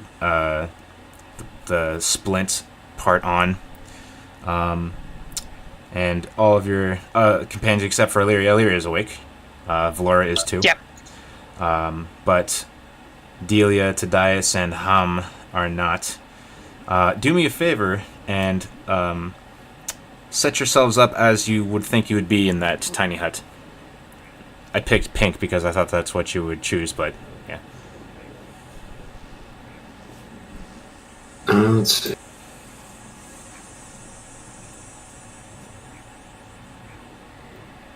Zachriel snores. I'm gonna go be right here. I'd imagine Sounds me and good. Zachriel would be on the opposite ends. Okay. Like he'd look that way, I'd look this way. All right. So the tiny hut starts to fizzle, and Hum and Delia and Tadias are still sort of snoozing. And you feel the sort of the wet air kind of hit you. And as you feel that hit you, Zachriel and Illyria notice the water. I'll have to get there. As your companions are still snoozing, and Zachriel, you're working on donning your armor. The water, just a little ways away from your island, erupts, and you see a massive amphibious creature with a stalk of 3 eyes. It has 4 tentacles protruding from its body, and what draws your attention the most is a giant mouth. Roll initiative.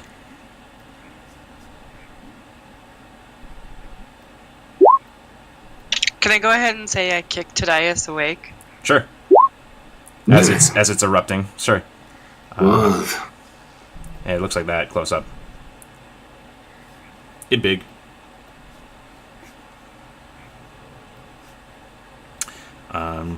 Music. Froghemoth. I love these guys. These are my favorite. Dog monster. Oh, we got our health full back again. Oh, jeez. Yeah, resolve your long rest. Do that real fast yet? What was that? Alright. Press this. Initiative. I'm getting Froghemoth.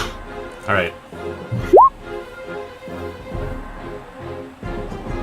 Go ahead and resolve your long rest if you can. So am I not armored right now? You are not. Oh, cool. Unless you want to argue for Greaves giving you stuff. Which you can. I AC would be okay with 12. that. Sure, that works. I'm going to turn that down a bit. No penalty for swimming.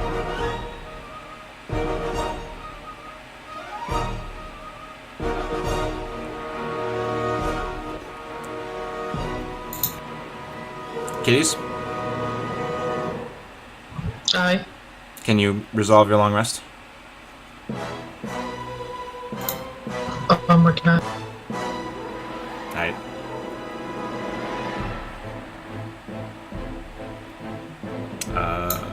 Shit, what's that thing called again? A Froghemoth.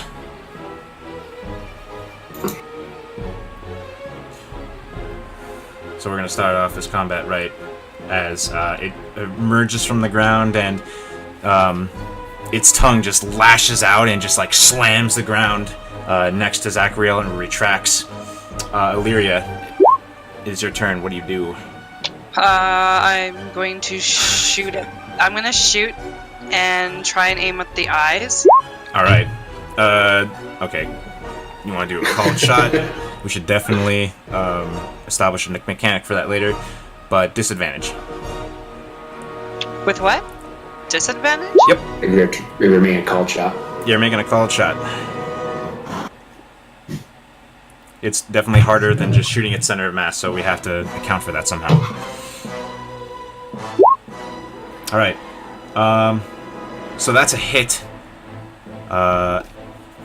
Roll damage, and we'll say that you don't blind it because he has 3 eyes. So we'll say, I guess the fairest thing would be, he has disadvantage on perception checks. Yeah, he has disadvantage on perception checks. And So many eyes. I have to count eyes. Anything else? Well, if we all get an eye. No, I'm regretting that. So if I try and shoot the eyes again.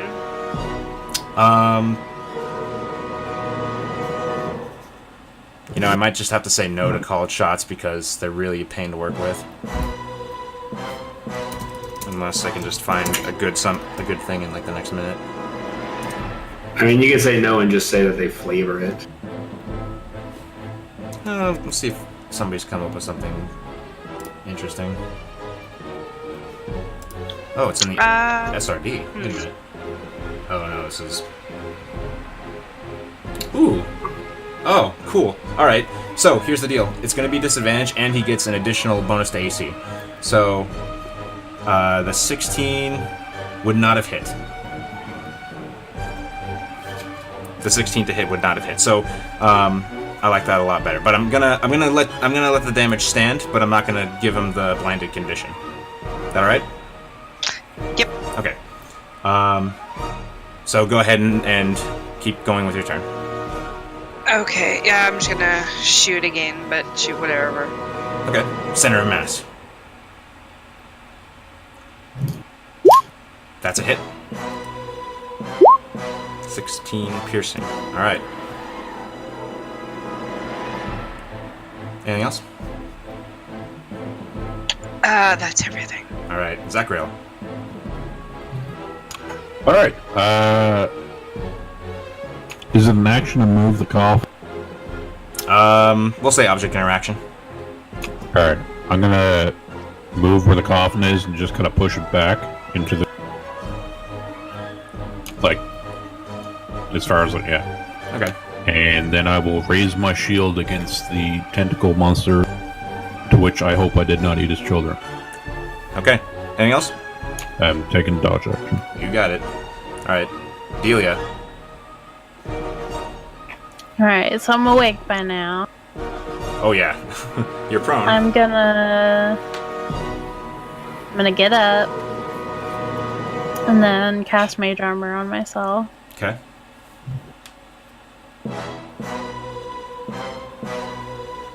And that's all I can do. Alright. Hum. Hum is gonna get up and shoot her crossbow at him. Alright. She's gonna say a little prayer first.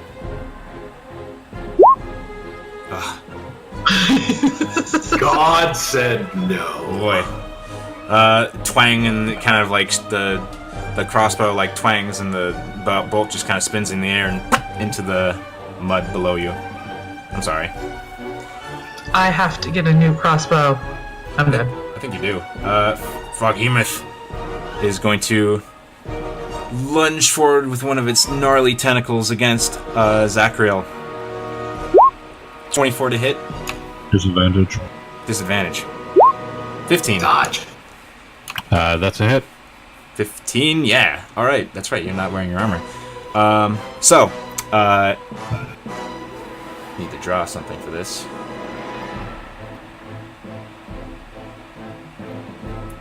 So, you are grappled.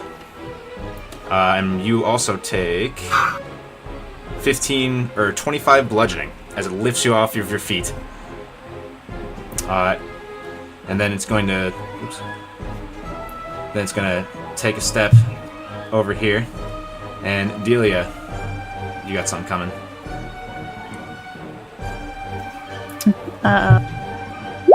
16 to hit.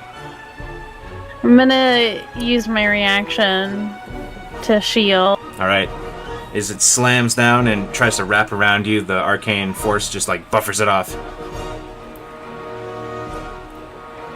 Tadias. That's all it can do. Well, us here at Throwing Random Shit at People Inc. really do like called shots, so we're gonna play with this. All right. So I'm gonna make a called shot on this eyeball. Alright, so he's gonna have a +4 to his AC in addition to disadvantage. Let's do it. That No. is, but I'm gonna improvise. Which is why I tried. That is a hit. Sweet. Wait, is the improvised roll this? Oh no. Oh yeah, no, that's right. Okay, so that's a hit. The 10 damage. 1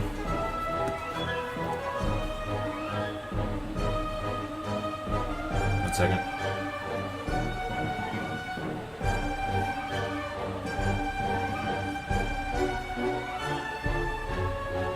All right, so hits, and he has disadvantage on all perception checks for a certain amount of rounds. Roll a d4 for me.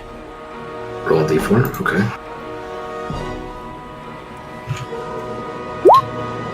He has disadvantage on perception checks for the next 4 rounds. I don't know how We much can that run away matter. if we can run away if we need to. All right. Well, let's throw a hand axe at him.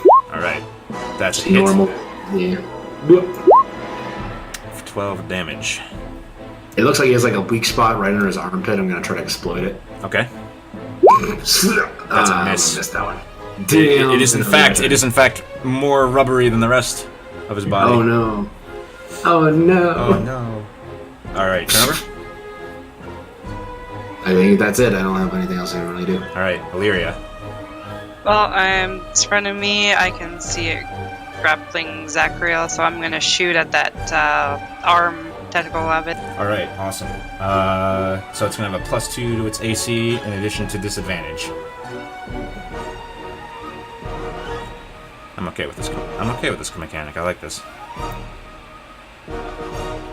So disadvantage for me? Yep, Or- disadvantage for you.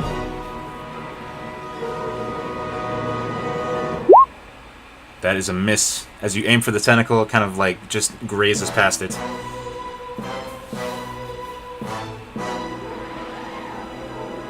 Okay, if I aim like closer to its body, that tentacle, is that still a disadvantage? Yes. Okay, I'll give it a try again. Okay. That unfortunately misses as well, as it kind of like ricochets off of a part of its rubbery hide. Anything else? No, that's everything. All right, Zachariel. Alright, I'm gonna cast Burning Hands right in his face. All right. Well, I guess like it's like holding me above it, so I just... Yeah, you're definitely within range. It also failed its dex save, so roll that damage. Damn. Alright, that's it for me. All right, Delia. Okay, I want to magic missile the tentacle that's holding Zachariel. Shit. All right, yeah, good. I need to think of a target threshold. That's fair. Okay, go ahead. Alright, so that did not meet. We need to figure out this higher level casting because the formula looks weird as hell. But he does take that damage. And Zachary, you feel the tentacle around you loosen a little bit, but it regains its strength.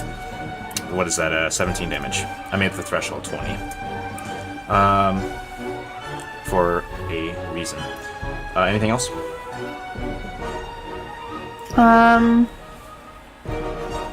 I'm gonna tap my staff on the ground and do Blade Ward. Alright. Hum. Hub is gonna also, excuse me, do one of magic missiles. She's gonna send 2 charges at him. Alright.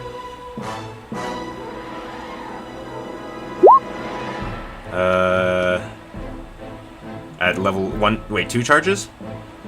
2 charges, Okay, yeah. so that's 20 damage. Are you going for the arm? I'm just aiming at it. Alright, so that's 20 damage as the streaks of magic light go out toward it and... anything else? That's it. Alright. Oh, actually, I'm gonna throw inspiration to Zach. Alright, Zachariel, you're inspired. You're inspired as he drags you toward him, and he's going to... You see his big mouth open up. 18 to hit. Yeah, it is. Alright. So, you take 25 piercing damage, and you are swallowed. Oh boy. You're blinded and restrained. You have total cover against attacks, other effects outside of the Froghemoth. At the start of your turn, you're going to take some hurt. And with another action, he is going to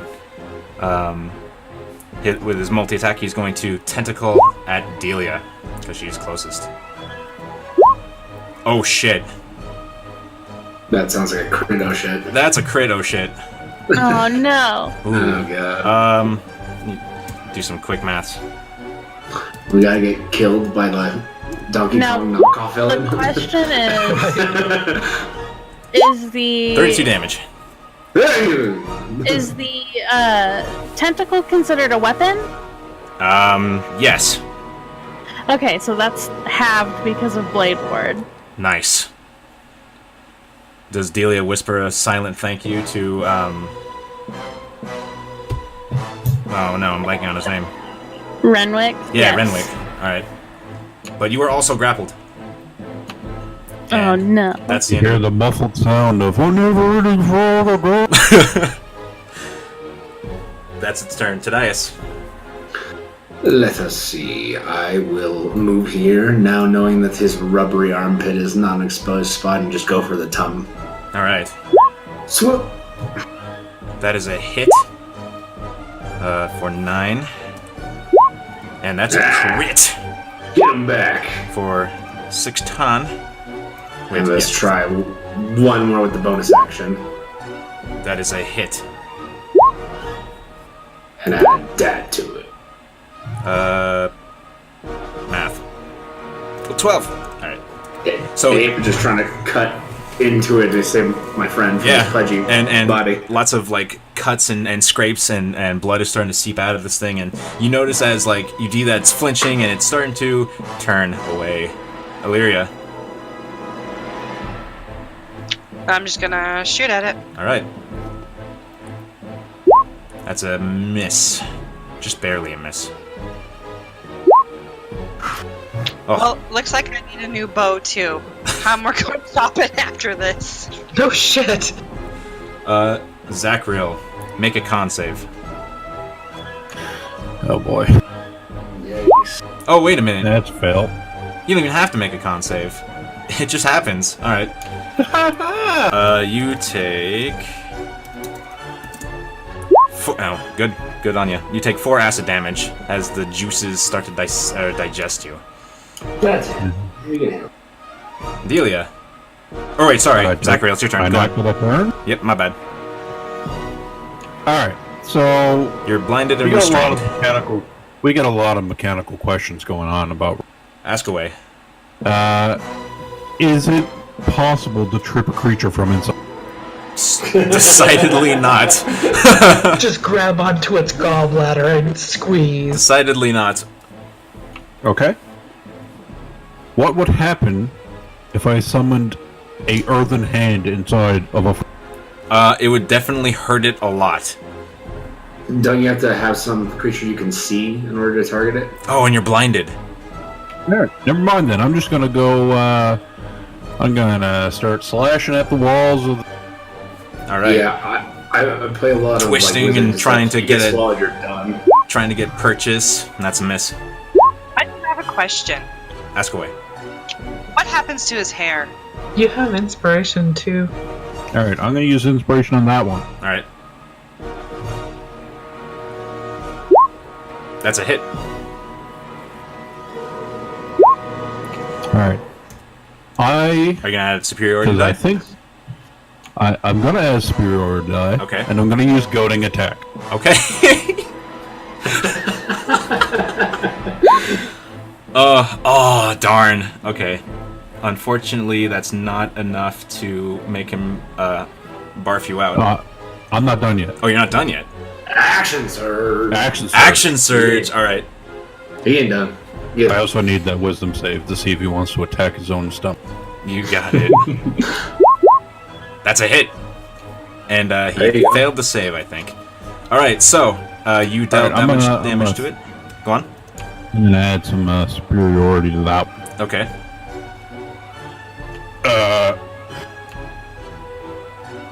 I mean, he's already failed the save, so I'll just do it. Yeah, you can add the damage certainly. All right. Another 4. All right. So he took more than 20 damage, so he needs to make a con save now. Unfortunately, he passes the con save. It was a high DC too. So he just, and he kind of like twists his. He kind of like swallows a bit, and you feel the peristaltic waves just crush you even more. No, just And- no damage or anything. But I will use my bonus action to second wind because I am very messed up. all right. That your turn, Yes. Oh my god. You didn't get out of the tum? Delia. No, you didn't get out of Tom. Alright. I'm going to cast Shatter. Okay. He does have total cover from it, so I think, yeah. And he's like underneath walls of like tissue, so I think he wouldn't be affected. Plus you have your Okay. purification thing anyway. Oh, it's creatures you can see. Anyway, yeah, he won't be affected. Thank goodness. DC. Unfortunately, he rolled a natural one now. So that's 17 damage. Alright. So, rings out and...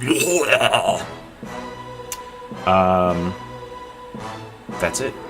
Anything else? Nope. Alright, Hum.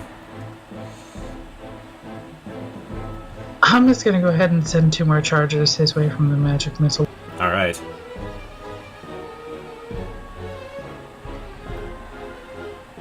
This might matter a lot. You said 2 charges? Yes. Okay, he's, so... 16.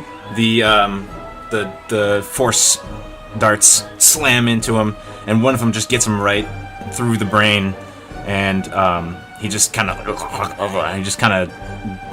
gurgles, and, he falls. It falls, over, and it just kind of, like, floats there, and, like, starts to sink. Zachriel, hold on. Cut Zachriel. Hold on. Zachriel. You're no longer restrained, and you can move. You can move freely. All right. I guess I try to get out of the stomach of It's whatever. simple enough. You crawl your way out and out of its nasty mouth, and you fall into the mud prone.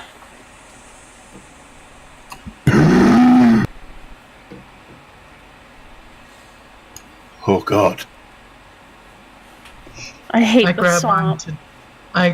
onto Delia and I cast Cure Wound.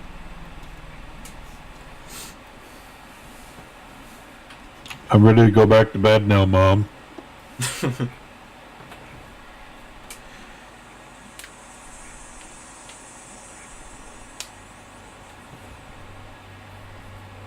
Sorry, I hit cancel instead of send.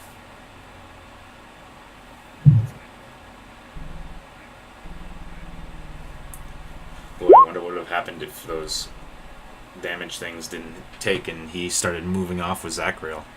Oh my god. Thank you, And then- Hum. And then I move over to Zachriel and do the same. That's a great damage or heal roll.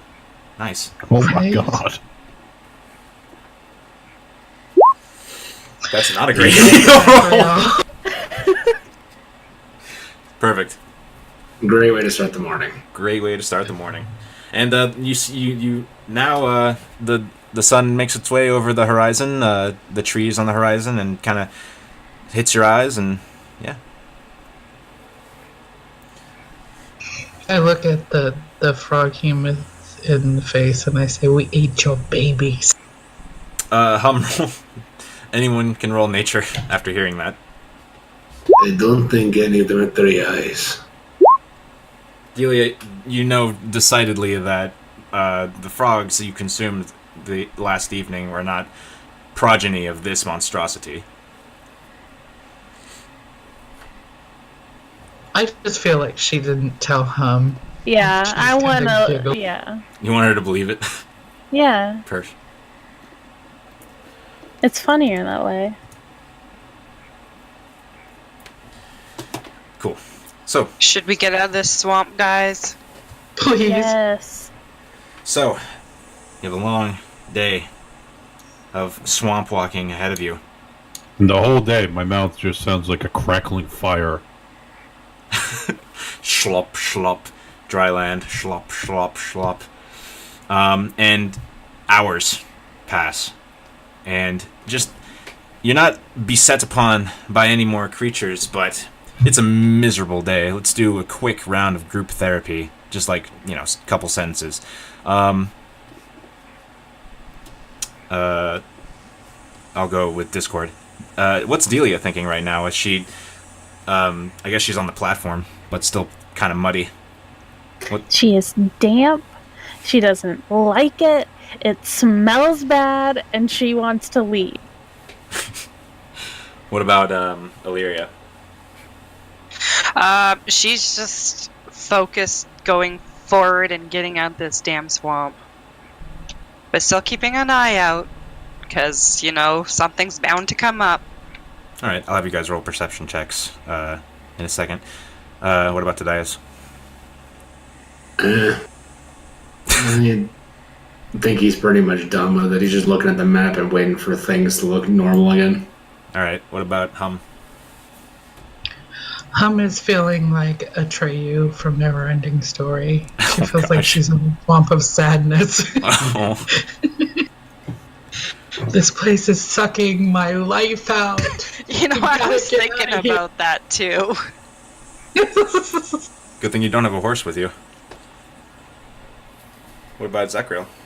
Well, Zachary's mouth going off like a campfire is him cursing in Primordial as he's like, fucking swamp, a fucking frog creature, almost died inside a fucking swamp, in this goddamn forest, I can't wait to get out of here, never leaving Forstrad again. I turn around to him. What are you saying? I imagine Tadias might pick up a word or two. Yeah, he or picks up like, a word too, certainly. The first things you learn are to say hi, you know, the sea of fire is hot, and fuck. Amazing. Guys, so are you still on the lookout for those frogs? Those special ones?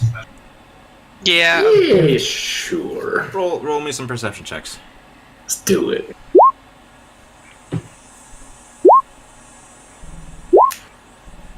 Alright, so Halmaleria and Delia, about 3 hours into your journey on a small bluff of dry land, a flash of red catches your attention. And you walk over and you see what looks like a frog, and with the same description that Londoc gave you. And not only that, it is sort of sitting on a nest full of eggs. I'm gonna reward Eggs? those rolls. You know, like what frog eggs look like? It's a small little mound of them just underneath the surface of the water. Aw, Hey, Delia, do you have a jar? I don't have a jar. We can dump out this alcohol. Let's do it. Alright, I'm gonna walk further, or get further away from the frogs, and just dump out all that alcohol and fill it with swamp water. Is it the one from the Sacred Stone Monastery? Yes. Cool. All right. Nice. So you have a jar full, or you have a bottle full of those eggs, and I guess you're taking the frog too. They need their mama. Yes. All right, you have it. You have like the knowledge that he like uses them for like something that exists in their bodies. Well, that's good. Now you can make a farm. All right. Cool. Farm. So you have that. You continue your way. The sun starts to go down, but you notice just a mile off is the tree line. Let's keep Oh, going thank to God. the trees. Faster! You guys We're slough almost your way there. through, and about 30 minutes later, well, actually a little bit longer than 30 minutes later, but just as it starts to get dark, like the sun sinks, you find yourselves on firm earth again. Your boots are all muddy, but you're on firm ground again. Hum crawls off of Tadias' back and hugs the earth.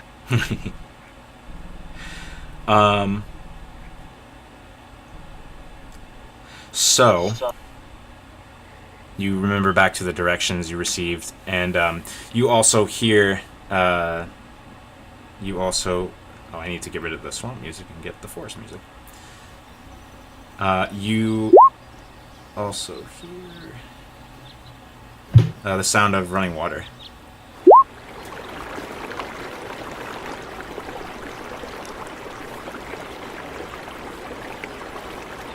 And you remember back to the directions that you got from Londoc about you'll know you're close after you cross the clear river a second time. We should get to the river, guys. It's not that far away. Like, I mean, it's like 20 feet away from the tree line. Oh, good. So you cross this river. It's also shallow, like the other one. It's quick, but it's shallow. And But I'm gonna be washing the mud off. oh I yeah, accidentally slip and just fall into it. And just like, going down the river is a bunch of the mud from the swamp.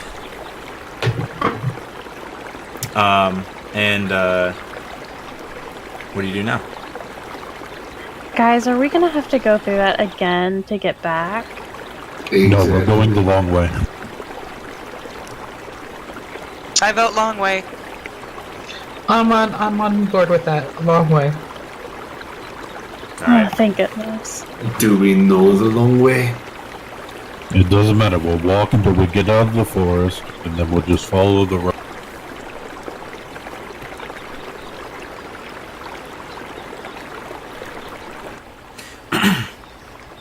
So, he described a 10-foot by 10-foot clearing.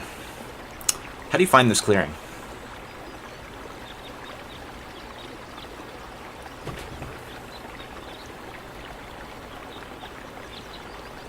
Just give me an idea of what your methods are.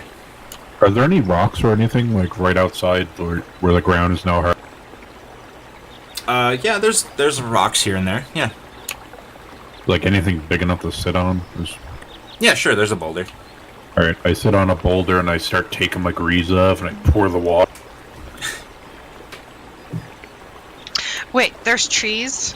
We're still kind of around trees at all? You're back in the forest now. So Okay. yes, there's trees. Can I attempt to, like... Am I probably good at climbing trees? It's your favorite terrain, so... I mean, it doesn't say anything about climbing, but, I mean, mountainous terrain too. Yeah, so you're pretty decent at climbing trees. Okay, I want to climb with a tree, trying to get up way up the top and take a view. Yeah, it's not that hard for you. You find one with, decent handholds, and you have, I assume, being a woodswoman, you'd have gloves. You start making your way up. There's no time crunch here, so you could just slowly make your way up. And what do you tend to do? Just go to the top of the tree, then look out at the horizon to see if I see clearing. Okay, roll perception check.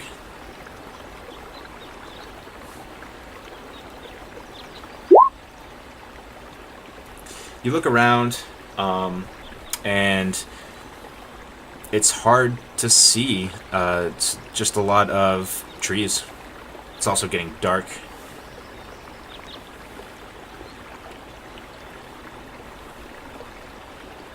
Okay, I climb back down. I'm like, it's too dark to see. Wouldn't her proficiency bonus be doubled for that? Oh. Yes. So that's another 3? Yeah. The DC was 10. So you kind of squint your eyes, and about 100 feet away from where you are, you see a gap in the tree line, in like the trees.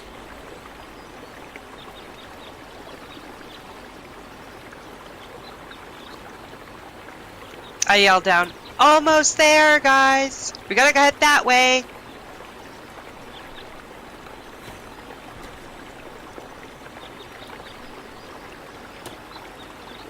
Well, should we keep going? How far away Yes. did I said 100 feet.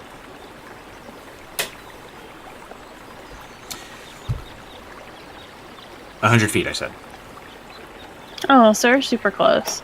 Yeah, we're almost there. Yeah, just 100 feet. So you guys, the forest gets sort of dark around you. The sounds of the river fades off.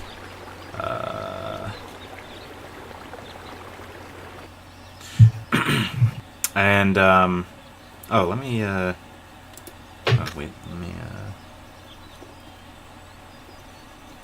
you're not in the swamp anymore, so it's the forest now. Yay. I love Froghemoth. It's so great.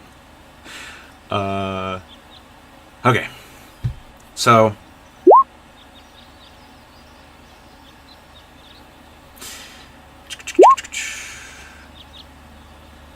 You arrive into this clearing, and sure enough, there is a shrine, a small altar, and a small statue. And something about it looks very familiar to Illyria. Illyria, roll a religion check with advantage.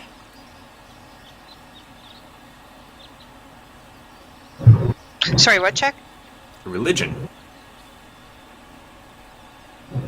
With advantage? Mm-hmm.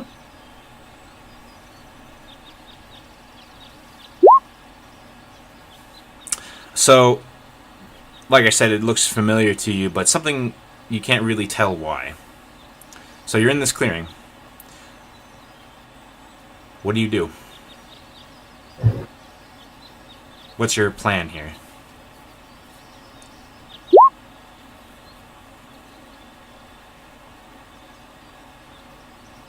Sorry, say again? What is your plan? You're at this clearing now. What do you do? What is your plan? Talking to the entire party. I think it's time to rest. Yes. Whatever you need, big guy. A few minutes pass as you guys are just kind of decompressing on this soft grass. Delia has her boots off. And Tadias and Illyria hear rustling.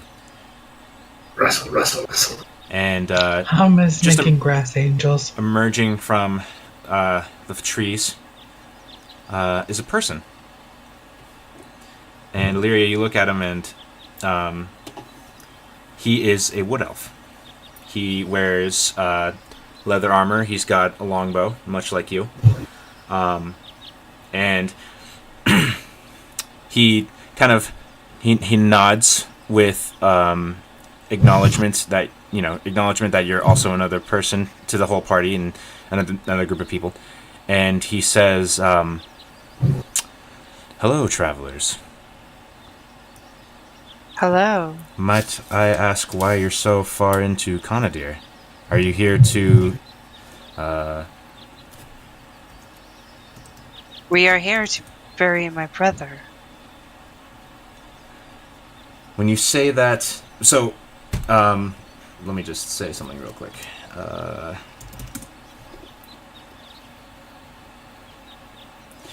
So before you said that, he said, "Are you here to pay respects to Sihanin?" And then you say that, and his eyes kind of widen a bit, and he says, he looks you up and down, and he says, "Your brother? How old was your brother?"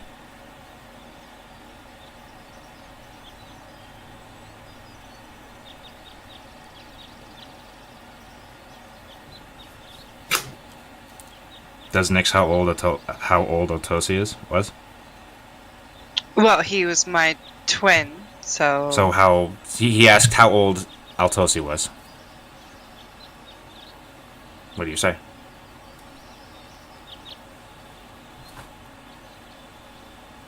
What does age matter? Well, it's just you're so young. And if he's your brother, then I'd assume he'd be close to your age, and it's certainly not close to your time yet. Yes, he died too young. He approaches and is Illyria standing? What's Illyria doing? Is he standing, sitting? Yeah. No, I'm standing. You're standing? Okay, so he walks up to you a little closer, and he says, "Oh no, how did it happen?" A bitch named Karen. I Accurate. thought it was Linda. Susan? He was murdered? Yes.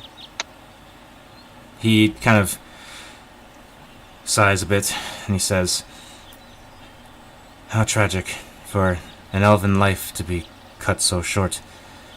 His spirit must be in agony, enraged, indignant, confused. It is good that you are putting him to rest. He'll rest easy." He looks at the casket, and he kind of he eyes it, and he says, He notes like a certain arrangement of flowers on it, and he says, "Ah, you were devoted to Corellian. I see." Yes.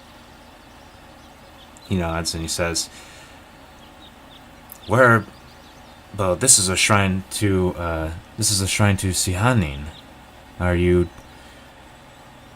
searching for a proper place for burial?" Yes. Actually, I'm sorry. Let me introduce myself. My name is Randir. And he looks at the party and then he looks back to Illyria. He says, What is your name?"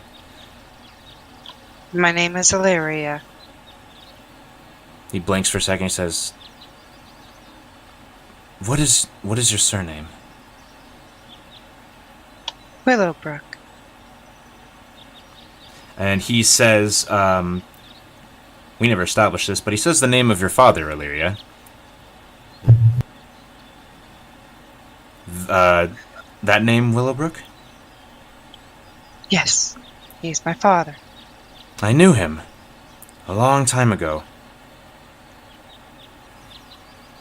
You did? How? Well, you're of noble blood up in the northern mountains. Yes. We, him and I were companions for a while. When he settled down, and took his wife and had, yes, that he had twins, of course. That's such a shame. Well, after he settled down, I moved on and I came here. The forest sort of called to me. Are there others? There are, but we choose not to let ourselves be known much to the outside world. The work we do is important. He says, this forest is young yet, and it is our lot to see it matures.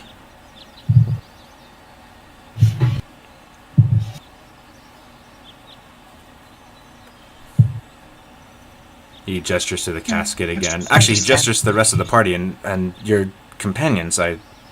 Oh, right, yes. I'm traveling with companions here. He's so like this looking. So I'm like, this is Zachriel, Delia, and Tadias. And who is this? Oh, and Pelora. He says, well met, all of you. Well met. Hi. I would love to say it's a pleasure, but I was almost eaten by a giant frog today. I'm sorry No, for my...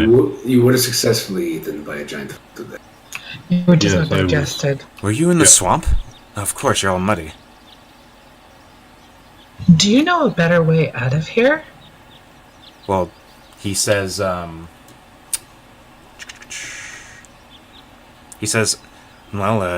there's many ways out of here. The soonest way out of here from this location is 10 or so miles northward. It's the most direct route. It's a bit, well, like the rest of the forest, there's lots of undergrowth and such. Any more swamp? He says no. Good. We're taking that way out. Sounds good to He me. gestures to the casket and he says, "Where were you still? Were you going to put your brothers to rest here?" Or? Oh, right. We're looking for a bright leaf tree. He gets a smirk a little bit and then he kind of shakes his head and he says, "Well, I hate to inform you of this, but it's away from that way out of the forest. It's not back in the swamp. It voice is starting to. He says, it.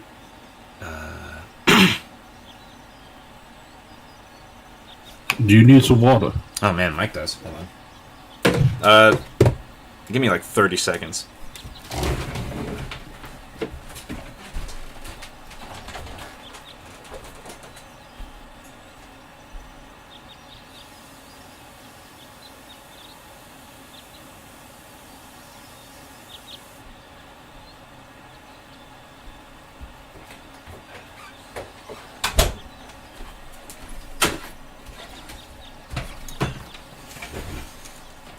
bad. Good lord. Alright.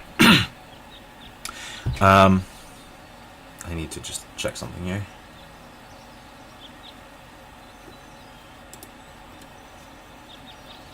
He says, right. He says, well, the nearest brightleaf tree is about 18 miles from here, to the southwest. He says, I can lead you there. That would be fantastic. He says, there's just one thing, though. And he's sort of stroking his chin. It looks like he's sort of mapping the forest in his head. He says,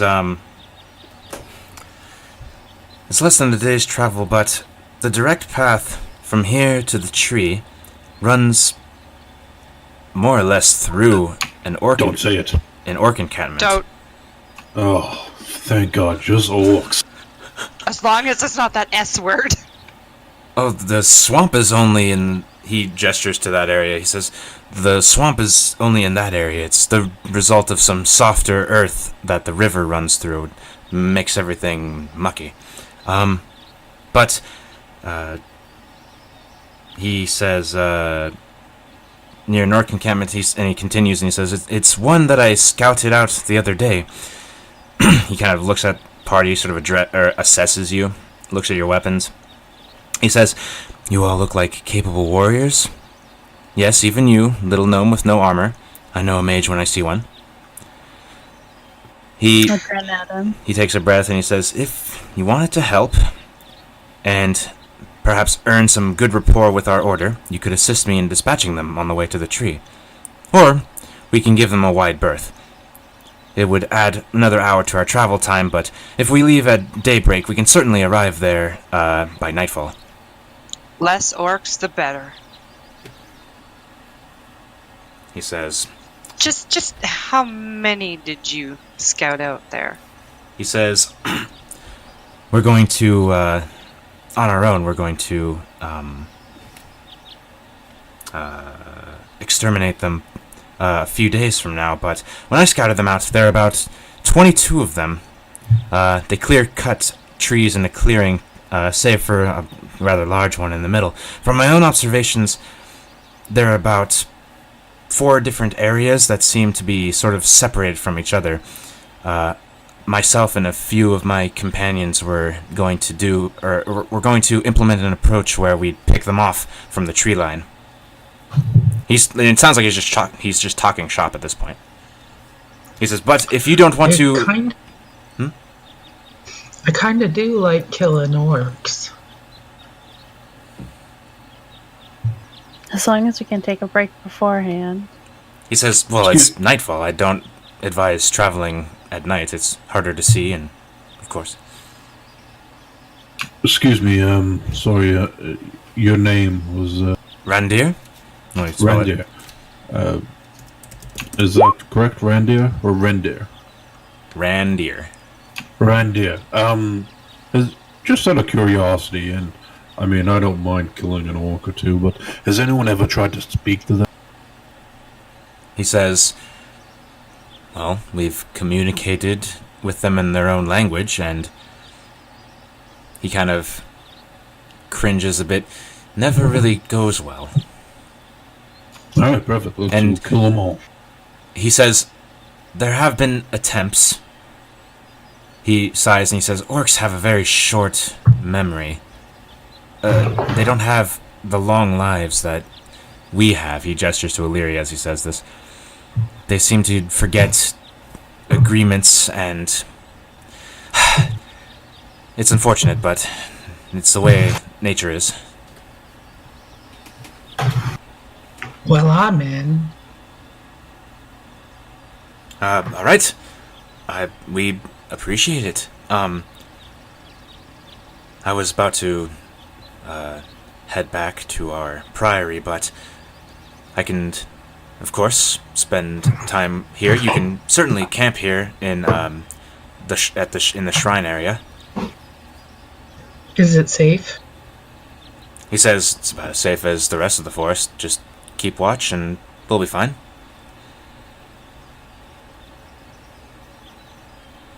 There's likely Sounds good, not. thank you. He's actually, and then he sort of thinks like, there's likely not a band of orcs on this line. And if there are, they'll be small in number, so we should be fine. I think Okay. this calls for a tiny hut. I think What it do you does think, too. Delia? Oh, Yeah. good. He sees you make that, and he looks impressed, like a very subtle acknowledgement that you are a skilled arcanist. So the night passes peacefully. No thumps or anything. Just the sounds of owls and such. And the morning comes. Just for my morbid curiosity, was it the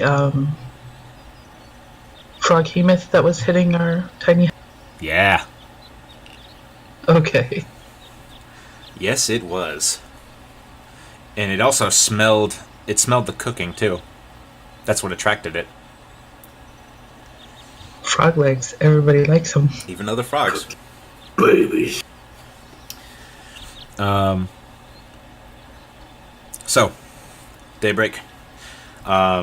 He is up at the crack of dawn as he tranced. He tranced like in the middle of the night. So he is up and geared up and ready. He says, "Well, head out whenever you're ready." This could be a while. They love to sleep in. See if fire is.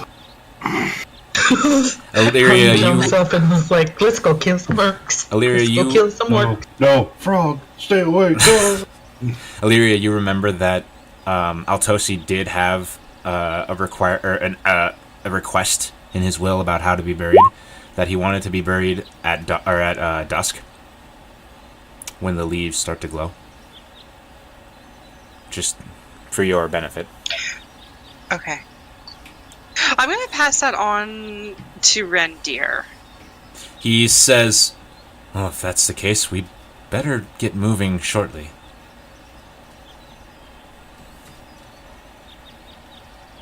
He kind of like defers to you since they're your companions.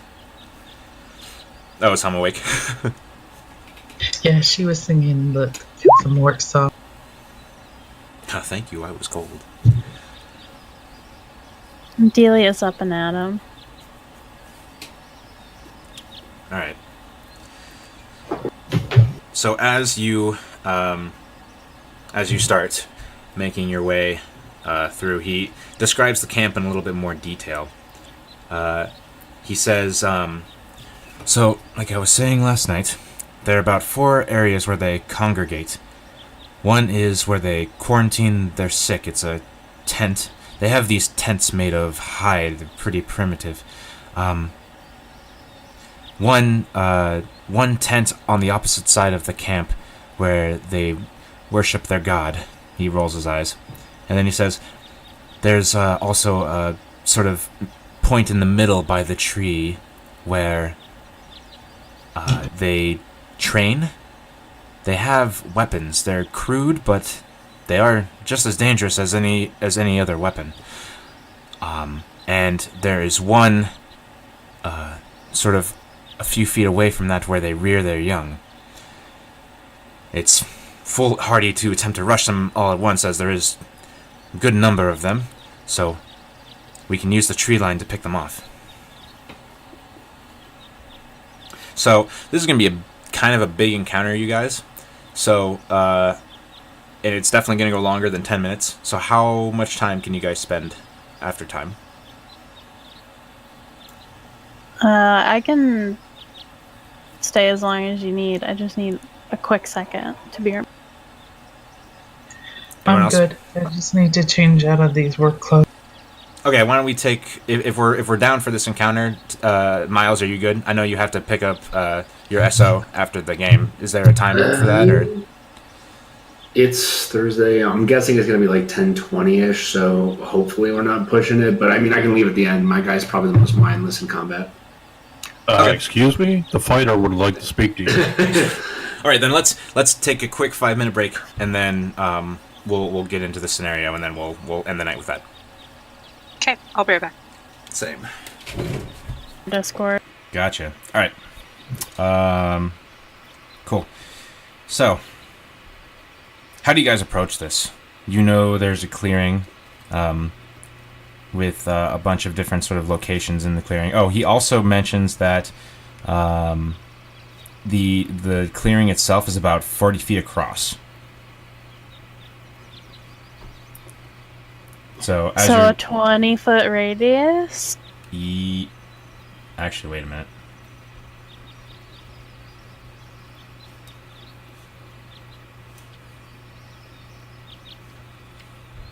Oh, it's a lot more than that. It's actually about 175 feet across. Oh, okay. Never mind. So he mentioned those different sites. Jay got excited. He stated that his recommendation was to pick them off from the trees as much as possible. That does sound like a good plan. He notices as you're walking along, he says, for a smaller person, you do make a lot of noise when you walk. Yeah, I'm not that light-footed. And I'm very clumsy. Sort of stroking his chin. Well, our approach would be to be silent and sling arrows from the trees, move to a different location, and then shoot some more. But with this group, we might have to change that slightly. He looks at Illyria. Just out of, any ideas? Trips over a branch, makes a lot of noise. I have no idea what you're talking about. We're quiet. He chuckles a bit.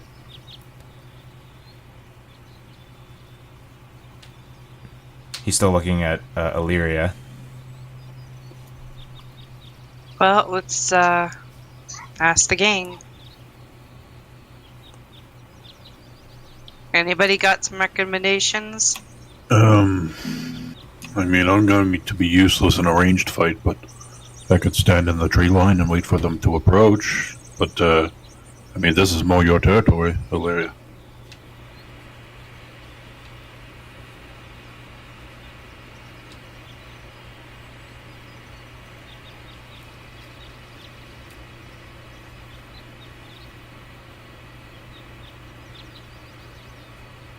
I know ranged would work better for me, at least.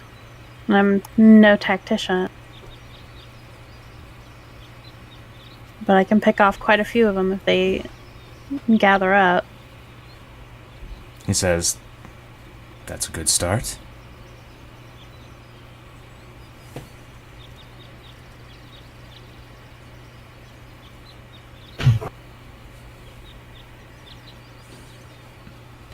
I don't know, my crossbow's been acting up, but I could definitely be ranged. He says, well, suppose we could just let you wait in the wings. What was that roll? Oh, gotcha. Magic missiles. Yeah. He's looking at, he looks at Tadias and Zacharil and, Delia as he says, well, we could have you sort of waiting a bit back, and myself and Illyria could sneak close and start picking them off, and if things go poorly, he gestures to the rest of you. He says, Well, I can be quite stealthy myself. that's why I'm... Did I not mention you would be with us? You'd be with us. Okay. And your companion, your trusted furry companion as well. Well, I am loath to split the party. He says, It would be better than us just, barging in, guns blazing. He says,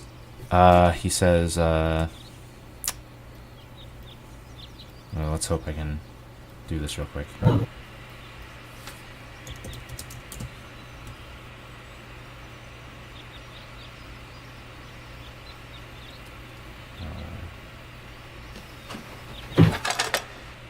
the heck? No. Oh, nope, that's not gonna work. He makes a bird call with his. He whistles a bird call and he says, "If you hear this, then you'll know to come running." Do it for me one more time.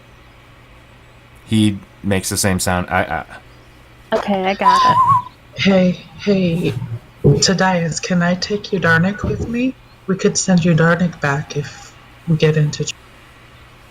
It's possible. I summon you Darnik and I gotta put it on him. I'll just watch it from a distance. Make the bird noise there. You can do it as quiet as you want till I hear it. All right. So Hum, Illyria, and Randir are going to approach. And when you're, I got a question. what's up? If we offered Delia to ride on Valora, would she be quiet then? Yeah, certainly. Do you want to do that, Senna? Sure. Or do you want to stay back with them? I can go wherever you guys need me to. He says, if we did have the wizard with us, it is an open clearing. If you were to maybe cause a distraction, it would help us a little bit. Shift their attention and then slink away. I could do that. Setting some fires, maybe? Nothing too close to the tree line, but something, yes. Okay. So, you guys hear from where you are the sound of activity. You hear grunts and you hear the clang of metal on metal and this kind of low chanting as you approach. Randir puts his hands up for the party that isn't going to get any closer, and you can sort of see off about 30 feet away through the trees. There is a clearing, and you can see like movement from within it.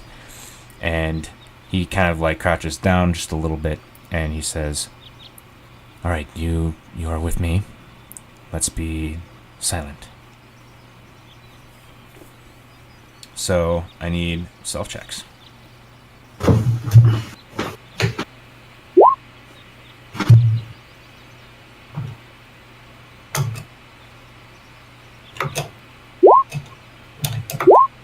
That's Randir.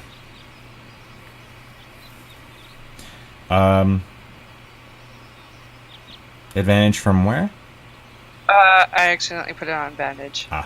Okay. Let me check something here. Okay.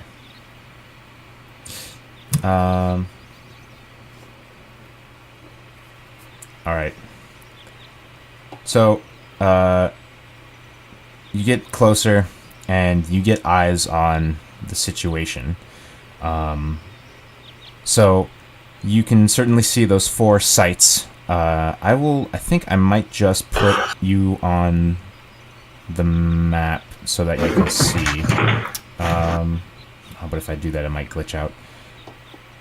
Separate you, I mean. Okay, so immediately before you, about 60 feet from the tree line, there is a group of 7 orcs with one more in front of them, and it looks like he's sort of guiding them through like military training of a sort. He's going, "Ruh, ruh," and they're going like, "Choo, choo," and they're swinging battle axes about. How many are there? 7 in total. 8.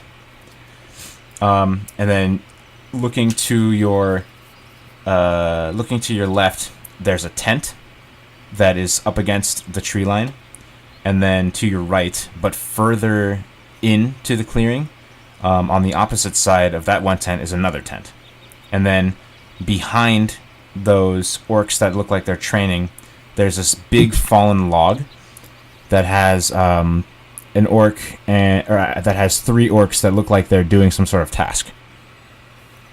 And it doesn't seem like they've noticed you.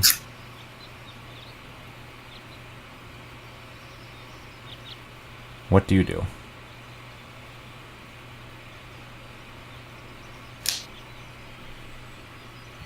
I look at Rendir for guidance. He looks at people with him, and then he looks at he says he silently, like really quietly says, if we attack the armed ones first, we might draw them all toward us all at once. That's not what we want. We want to see if we can end a couple quickly. He says, why don't we sneak around to the other side? And he's gesturing to the tent to your left that's further into the clearing. I nod at him. Alright, so give me some stealth checks.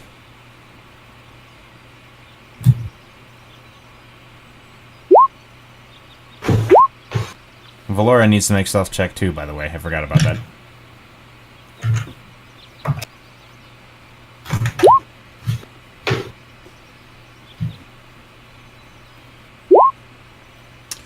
Now I'm rolling good. So you guys sneak around through the trees, skirting the outskirts, and you get to the other side of this tent, and you see the opening from the tree line. And you don't hear that, but you look within it, and you see this kind of gruesome sight. Actually, there are 5 orcs in here. There's one that looks like it's tending to the other 4 who are sort of laid out. 2 of them are they look normal. They look like normal orcs, but the other 2 are grotesque. They have these massive green cysts all over their bodies, especially one huge one on their stomach. And you can just hear like very low moans and groans. That looks contagious. Wouldn't want to get that on you. He says, Should I fireball them?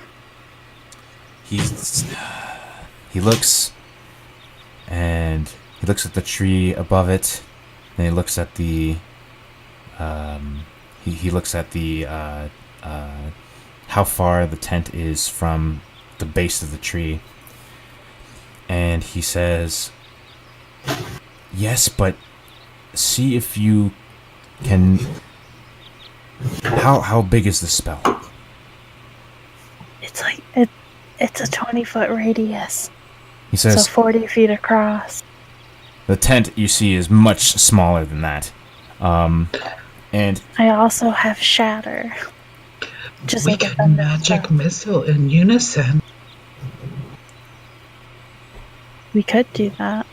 you get the idea from the orcs you fought before that doing that would be enough to take out maybe one of them, or either doing that simultaneously might take out the one that's standing, or you could spread it out to the sick ones and take them out.